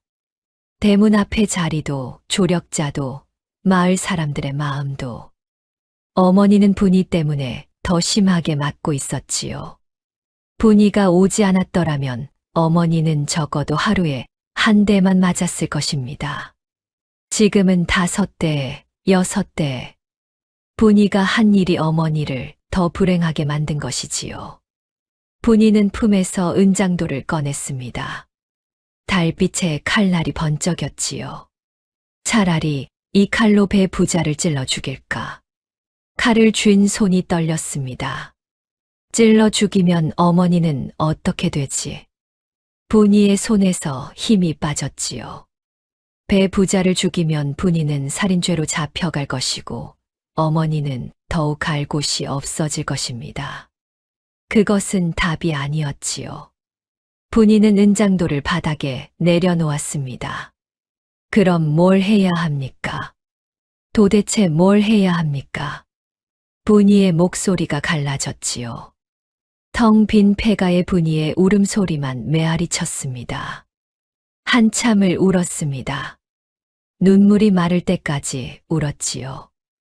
울음이 그치자 머릿속이 텅 비어버린 것 같았습니다. 석이 보고 싶어요. 분이는 바닥에 누워 천장의 구멍 사이로 보이는 별을 바라보았지요. 서기의 투박한 손이 보고 싶었습니다. 마른 떡을 싸주던 그 손이. 어머니의 손도 보고 싶었지요. 갈라진 손으로 분이의 눈물을 닦아주던 그 손이. 어머니. 그 한마디가 폐가의 벽에 부딪혀 돌아왔습니다. 어머니. 어머니. 어머니. 메아리가 서너 번 울린 뒤 정막이 찾아왔지요. 울어봤자 달라지는 건 없어. 분이는 바닥을 짚고 일어나 앉았습니다. 하지만 포기할 수도 없어. 어머니가 기다리고 있으니까. 어떻게 해야 하는지는 아직 모르는 것이었지요. 그때였습니다. 어디선가 바람이 불어왔지요. 폐가에 부서진 창문으로 들어온 바람이 분이의 뺨을 스쳤습니다. 그 바람이 어머니의 손길처럼 느껴졌지요. 문득 오래전 기억이 떠올랐습니다. 10살 때 동네 아이들에게 놀림을 당하고 울면서 돌아왔을 때 어머니가 분이를 안아주었지요. 그리고 말했습니다. 사람의 값어치는 가진 것으로 매기는 게 아니란다. 어떤 일이 닥쳐도 제 마음을 잃지 않는 데에 있는 것이야. 그때 분이는 그 말을 한 귀로 흘렸습니다.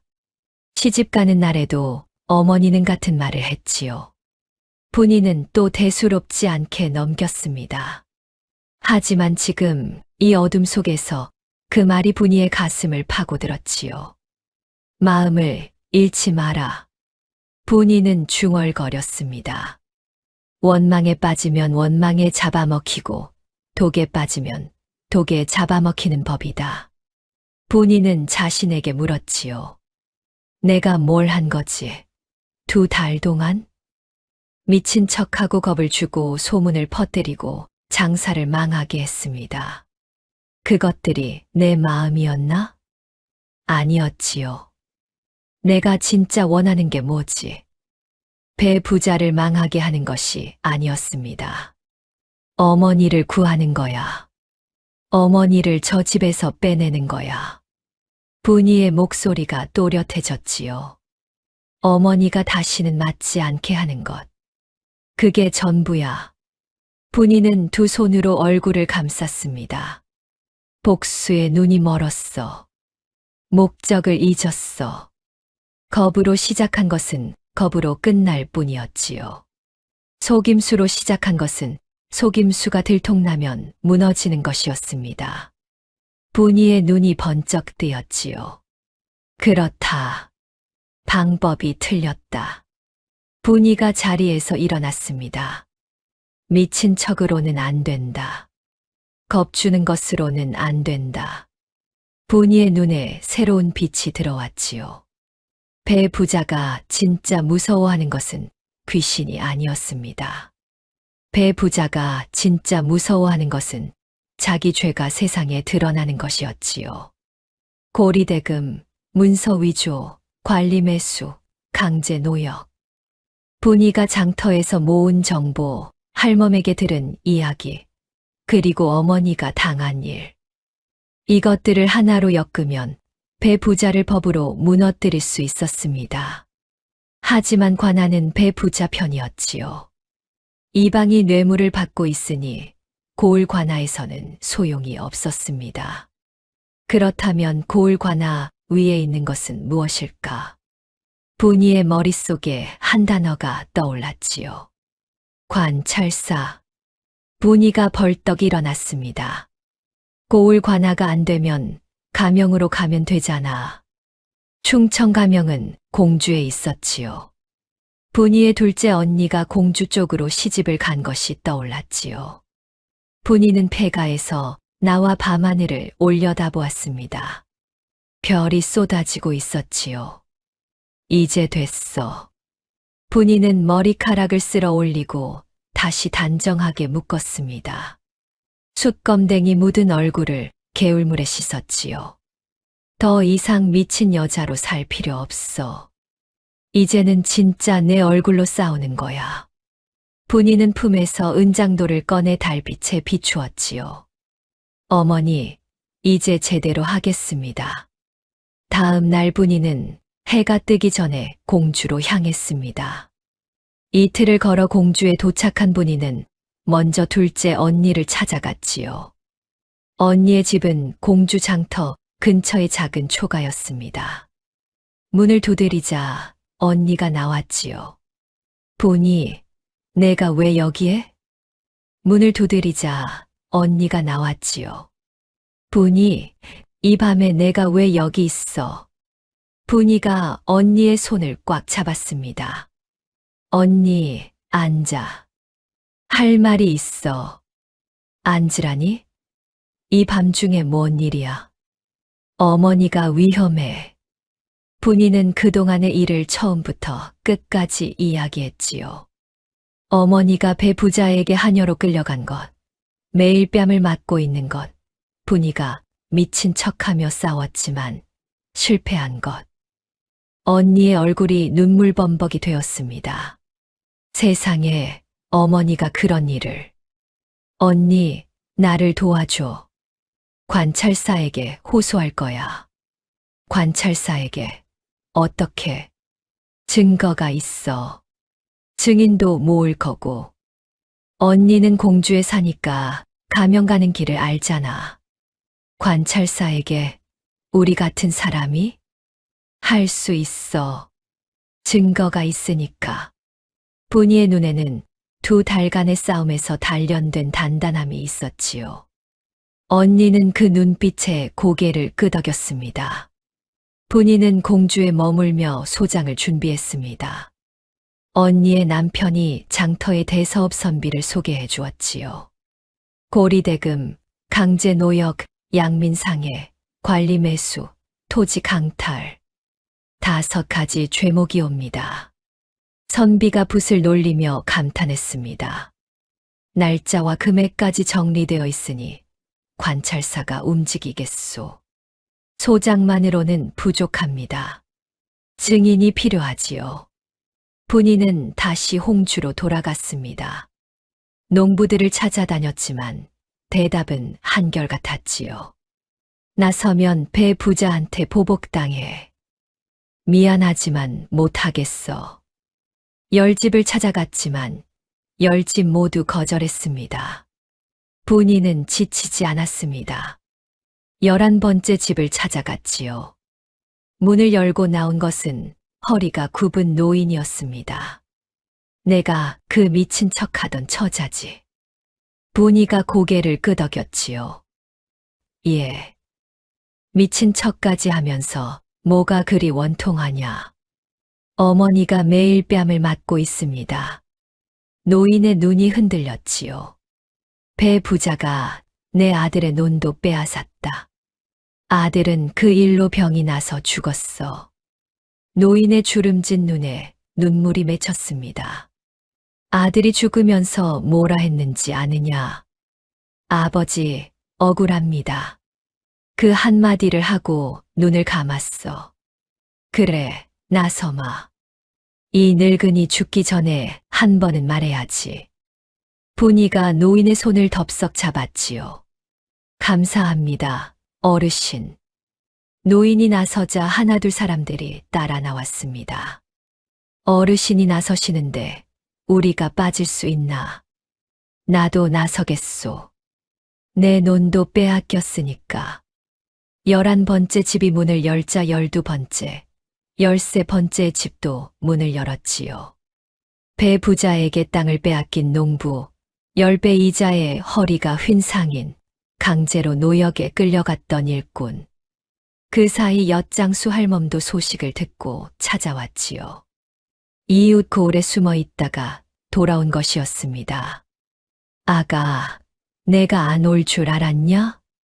할멈이 빠진 이를 드러내며 웃었지요. 할머니, 어디 계셨어요? 다친 데는 없으세요? 이 할미가 만수 따위한테 다칠 줄 알아? 몸은 피했지만 마음은 여기 있었다. 할머니, 위험합니다. 만수가 무서워서 숨어 살면 뭐가 달라지겠어. 나도 증인으로 나서마. 할멈은 분이를 꼭 안았지요.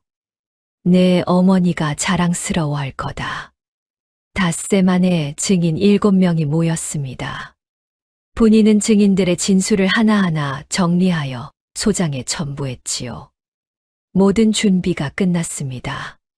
분이는 소장을 품에 넣고 다시 공주로 향했지요. 가명 앞에 도착한 것은 이른 아침이었습니다. 가명의 높은 담장을 올려다보며 분이는 깊은 숨을 내쉬었지요. 어머니, 이것이 마지막입니다. 어머니, 이것이 마지막입니다. 분이는 원통함을 호소하는 징을 울렸습니다. 쨍쨍쨍. 누가 징을 치느냐? 억울한 백성이옵니다. 징소리가 가명 안으로 울려 퍼졌지요. 그날 분이는 관찰사 앞에 엎드렸습니다. 관찰사는 분이의 소장을 읽어 내려갔지요. 1장, 2장, 3장. 관찰사의 눈썹이 점점 올라갔습니다. 이것이 모두 사실이냐?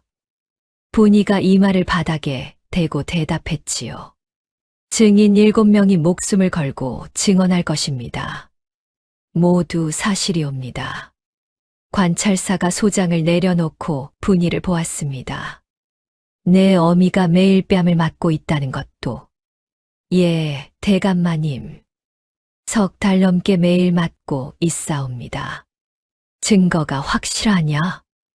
목숨을 걸고 증언할 사람이 7이옵니다. 그리고 제 어머니의 얼굴을 보시면 아시게 될 것이옵니다. 분이의 목소리가 떨렸지만 눈은 떨리지 않았지요. 관찰사가 잠시 침묵했습니다. 분이는 이 말을 바닥에 댄 채 숨을 죽였지요. 관찰사가 입을 열었습니다. 딸이 호러미를 위해 이 먼 길을 왔구나. 어미가 맞고 있는데 가만히 있을 수 없었사옵니다. 관찰사가 고개를 끄덕였지요. 어사또를 내려보내겠다. 분이의 눈에서 뜨거운 눈물이 쏟아졌습니다. 관찰사가 보낸 어사또가 홍주고을에 들이닥친 것은 그로부터 닷새 뒤였습니다. 아무도 예상하지 못한 순간이었지요. 분이는 장터 구석에서 어사또의 행차를 지켜보고 있었습니다. 드디어 왔다. 배 부자는 그 시각 마루에 앉아 봉씨에게 소리를 지르고 있었습니다. 이 할망구야, 마루에 물자국이 보이지 않느냐? 봉씨가 다시 걸레를 들고 마루를 닦으려 했지요. 배 부자가 봉씨의 뺨을 올려쳤습니다. 찰싹. 봉씨가 비틀거렸지요. 바로 그 순간이었습니다. 암행어사 출두요. 대문이 벌컥 열리며 관복을 입은 사내가 들어섰습니다. 그 뒤로 포졸 10명이 우르르 몰려 들어왔지요. 배 부자의 손이 허공에서 멈추었습니다. 뭐라고? 어사또가 마패를 높이 들었지요. 충청 관찰사의 명을 받들어 홍주 땅 배 씨의 비리를 조사하러 왔다. 배 부자의 얼굴이 흙빛으로 변했습니다. 이게 무슨... 금리를 드러내며 웃던 입이 바들바들 떨렸지요. 배 씨는 당장 무릎 꿇어라. 포졸 둘이 배 부자의 양팔을 잡아 마당에 꿇렸습니다. 무릎을 꿇으라니. 내가 누군지 알고. 닥쳐라. 어사또 앞에서 버르장머리를. 평생 남에게 무릎 꿇어본 적 없는 자가 처음으로 무릎을 꿇은 것이지요. 어사또가 소장을 펼쳐 읽기 시작했습니다. 첫째, 불법 고리대금. 배 부자의 입이 실룩거렸지요. 둘째, 양민 강제 노역. 셋째, 상해. 죄목이 하나씩 읽힐 때마다 배 부자의 얼굴이 더 창백해졌습니다. 노인이 앞으로 나와 증언했습니다. 배 부자가 내 아들의 논 15마지기를 빼앗았습니다. 쌀 3말 빌려준 것을 빌미로 30말을 물렸고 그것도 못 갚자 논을 가져갔지요. 노인의 목소리가 떨렸지만 끝까지 말을 마쳤습니다. 최상인도 나왔지요. 전당포에서 빈혈을 맡기고 10배 이자를 물렸습니다. 법에서 정한 이자의 2배입니다. 박농부도 나왔습니다. 저도 같은 일을 당했습니다. 봉씨도 불려 나왔지요. 어사또가 봉씨의 멍든 얼굴을 보고 눈살을 찌푸렸습니다. 이 여인의 얼굴에 난 상처가 모두 배씨의 소행이냐? 봉씨가 떨리는 목소리로 대답했지요. 예. 얼마나 자주 때렸느냐? 처음에는 하루에 1~2대여 싸웁니다. 나중에는 5대, 6대. 봉씨의 목소리가 갈라졌지요. 밥에 간이 맞지 않는다고 때렸고, 마루에 먼지가 있다고 때렸습니다. 두레박을 놓쳤다고 때렸고 걸음이 느리다고 때렸지요. 마당에 모인 사람들의 얼굴이 일그러졌습니다. 석 달 동안 대략 몇 대를 맞았겠느냐? 뽕 씨가 고개를 숙였지요. 셀 수가 없습니다. 하지만 제가 날마다 마음속으로 세었습니다. 여치냐? 37대이옵니다. 마당이 조용해졌습니다. 37이라는 숫자가 공기를 무겁게 눌렀지요. 이방이 끌려 나와 매물수수를 자백했습니다. 마당에 모인 사람들 사이에서 울음소리가 터져 나왔지요. 배 부자가 벌벌 떨었습니다. 이것들이 모두 거짓말이오. 거짓. 그때 뜻밖의 목소리가 터져 나왔지요. 거짓이 아닙니다. 모두가 고개를 돌렸습니다. 배 도윤이었지요. 배 부자의 외아들이 아버지의 앞에 나와 무릎을 꿇은 것입니다. 배 부자의 눈이 터질 듯 커졌지요. 도윤아, 내가 뭐 하는 짓이냐? 도윤이 고개를 숙인 채 말했습니다. 아버지가 봉씨 아주머니를 때리는 것을 매일 보았습니다. 도윤의 목소리가 떨렸지만 멈추지 않았지요. 한 대 때릴 때마다 제 가슴도 함께 아팠습니다. 더는 모른 척할 수 없습니다. 도윤은 고개를 들어 아버지를 바라보았습니다. 눈에 눈물이 가득했지요. 아버지가 이방에게 돈을 건넨 것도 제가 보았습니다. 장부를 이중으로 쓰는 것도 알고 있었습니다. 저는 겁이 나서 말하지 못했습니다. 하지만 이제는 말하겠습니다. 배 부자의 입이 벌어졌지요. 이 불효막심한 놈. 신봉 만수마저 돌아섰습니다. 만수가 어사또 앞에 엎드렸지요. 소인이 모든 것을 아뢰겠습니다. 배 부자가 다급하게 소리쳤습니다. 만수, 입 닫아. 나리가 시킨 대로 했습니다. 봉씨를 감시하고 때리고 엿장수 할멈을 협박한 것도 모두 나리의 명이었습니다. 만수, 내 이놈, 내가 감히. 소인도 더는 못하겠습니다. 밤마다 봉씨 아주머니 울음소리가 귓속에서 울려서 잠을 이룰 수가 없었습니다. 배 부자가 미친 듯이 소리를 질렀지만 이미 소용없었지요. 어사또가 판결을 내렸습니다. 배 씨의 죄상은 명백하다.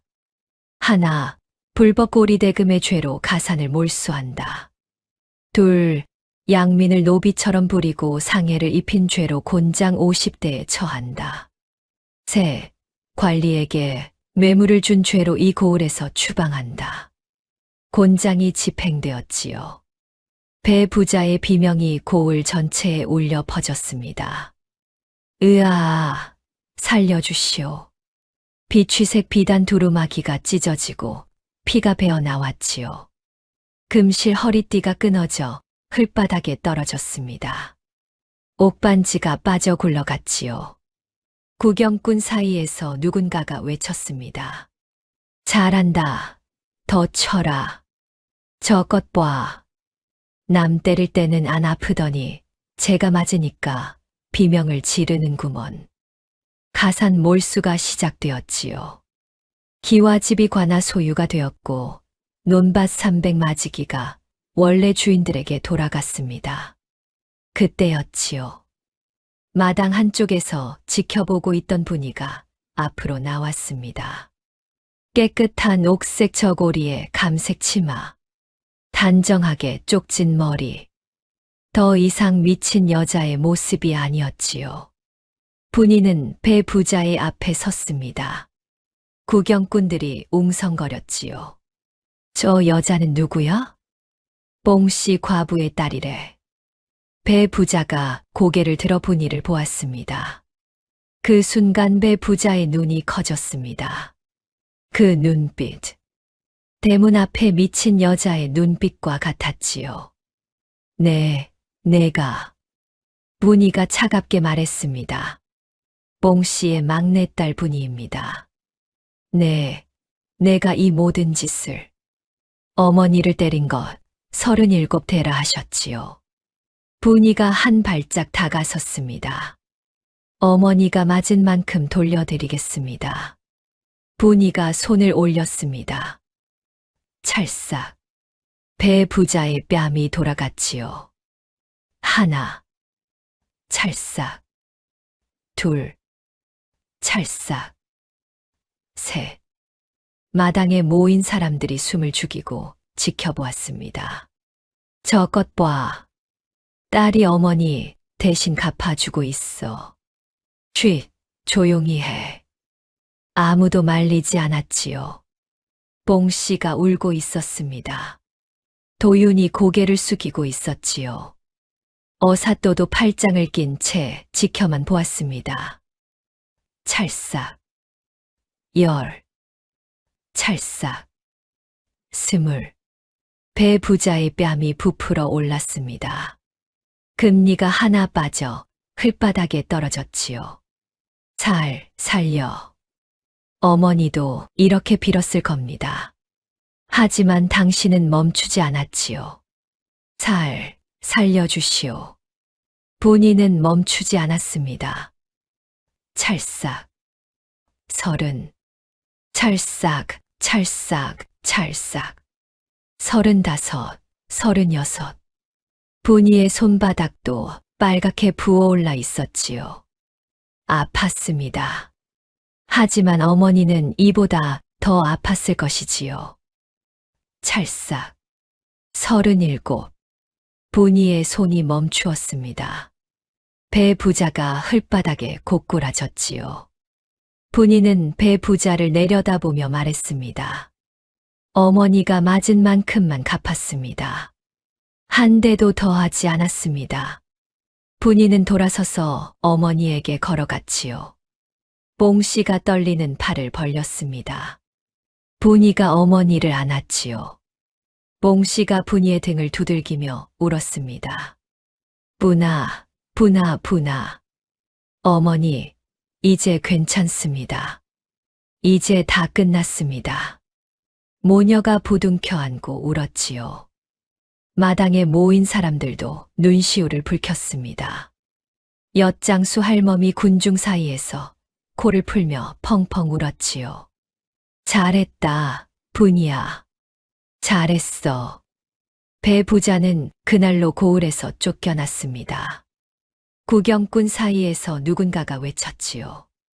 꼴 좋다. 그렇게 잘나던 배 부자 꼴 좀 봐. 쉿. 가는 사람한테 그러지 마. 뭘 쉿이야. 우리가 몇 년을 참았는데 곤장에 만신창이가 된 몸을 질질 끌며 고을 밖으로 나갔습니다. 비취색 두루마기는 피와 흙으로 범벅이 되어 누더기가 되었고 검은 갓은 사라진 지 오래였습니다. 배 부자가 고을 어귀에서 마지막으로 뒤를 돌아보았지요. 자기 집이었던 기와집의 지붕이 멀리 보였습니다. 끝까지 자기 잘못을 모르는 자였지요. 세월이 흘렀습니다. 봉 씨는 분이와 함께 이웃 고을로 돌아갔지요. 서기가 마중을 나왔습니다. 어사또의 판결 장면을 멀리서 지켜보고 뒤늦게 달려온 것이었지요. 서기는 아무 말 없이 봉 씨의 짐을 받아들었습니다. 장모님, 고생 많으셨습니다. 봉 씨가 고개를 숙였지요. 사위야, 미안하구나. 분이를 고생시켰어. 고생은요. 분이가 해낸 것입니다. 서기가 분이를 돌아보았지요. 잘했소, 분이. 정말 잘했소. 투박한 사내의 눈가가 붉었습니다. 분이는 미소를 지었지요. 시집 온 뒤 처음 짓는 환한 미소였습니다. 봉 씨의 멍은 한 달이 지나서야 모두 가셨습니다. 등은 여전히 굽어 있었지만 눈빛은 다시 맑아졌지요. 어느 날 봉 씨가 분이의 집 앞마당에 앉아 햇볕을 쬐며 말했습니다. 분아, 햇볕이 이렇게 따뜻한 것이었구나. 어머니, 배 부자 집에서는 햇볕도 못 쬐셨어요? 쬐일 틈이 없었지. 눈 뜨면 일하고 눈 감으면 맞았으니. 봉씨가 웃으며 하늘을 올려다보았습니다. 분이가 어머니 옆에 앉으며 물었지요. 어머니, 그때 그 말 기억나세요? 제가 어릴 때. 무슨 말? 사람의 값어치는 가진 것이 아니라 어떤 일이 닥쳐도 마음을 잃지 않는 데 있다고 하셨잖아요. 봉씨가 빙긋 웃었습니다. 그 말을 기억하고 있었느냐? 처음에는 잊었었어요. 복수에 눈이 멀어서요. 그런데 가장 힘든 밤에 그 말이 떠올랐어요. 분이가 어머니의 손을 잡았지요. 그때 깨달았어요.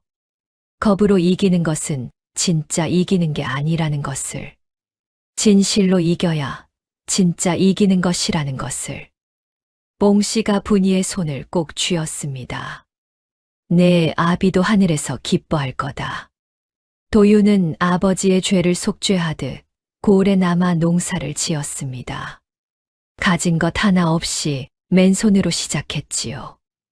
이웃 농부가 도윤에게 호미를 빌려주며 말했습니다. 도련님이 밭을 갈 줄이야. 도련님이라 부르지 마십시오. 그냥 도윤이라 불러주세요. 아비와는 다른 사람이구먼.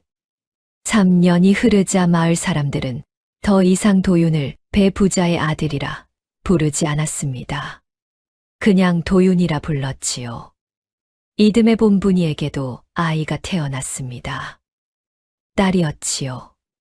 서기가 아이를 안아 올리며 얼굴이 활짝 펴졌습니다. 우리 딸이요. 분이 우리 딸. 알아요. 내 품에서 나왔으니까요. 분이가 웃으며 서기에게서 아이를 건네받았지요. 아이의 볼이 복숭아처럼 붉었습니다. 보름 뒤 분이는 아이를 안고 어머니를 찾아갔지요. 봉씨가 마당에 나와 있었습니다. 등은 여전히 굽어 있었지만 얼굴의 멍은 모두 가셨고 눈빛이 맑아져 있었지요. 봉씨가 손녀를 받아 안았습니다. 아이가 봉씨의 손가락을 꼭 쥐었지요. 봉씨의 눈에서 눈물이 주르륵 흘렀습니다. 세상에 이렇게 고운 아이가. 어머니, 이 아이 이름을 지어주세요. 봉씨가 한참 아이의 얼굴을 들여다보더니 입을 열었지요. 봄에 태어났으니 봄이라 하자. 분이가 빙긋 웃었습니다.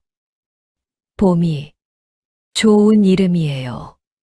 봉씨가 손녀의 볼을 어루만지며 말했지요. 이 아이는 때리는 일도 맞는 일도 없는 세상에서 자라게 해다오. 약속합니다, 어머니. 분이는 품에서 은장도를 꺼내 어머니에게 건넸지요. 어머니가 이것을 다시 이 아이에게 전해주세요. 봉씨가 은장도를 받아 들었습니다. 칼집에 매화꽃이 봄 햇살에 빛났지요. 외할머니에게서 나에게, 나에게서 너에게, 이제 너에게서 봄이에게. 봉씨가 은장도를 아이의 베넷저고리 옆에 놓으며 웃었습니다. 칼이 아니라 마음을 물려주는 거란다. 분이가 어머니의 손을 잡았지요. 갈라졌던 손마디에 새살이 돋아 있었습니다. 마당 위로 봄바람이 불었지요. 감나무에 새잎이 돋고 있었습니다. 아이가 봉씨의 품에서 작은 소리를 냈지요. 옹알옹알.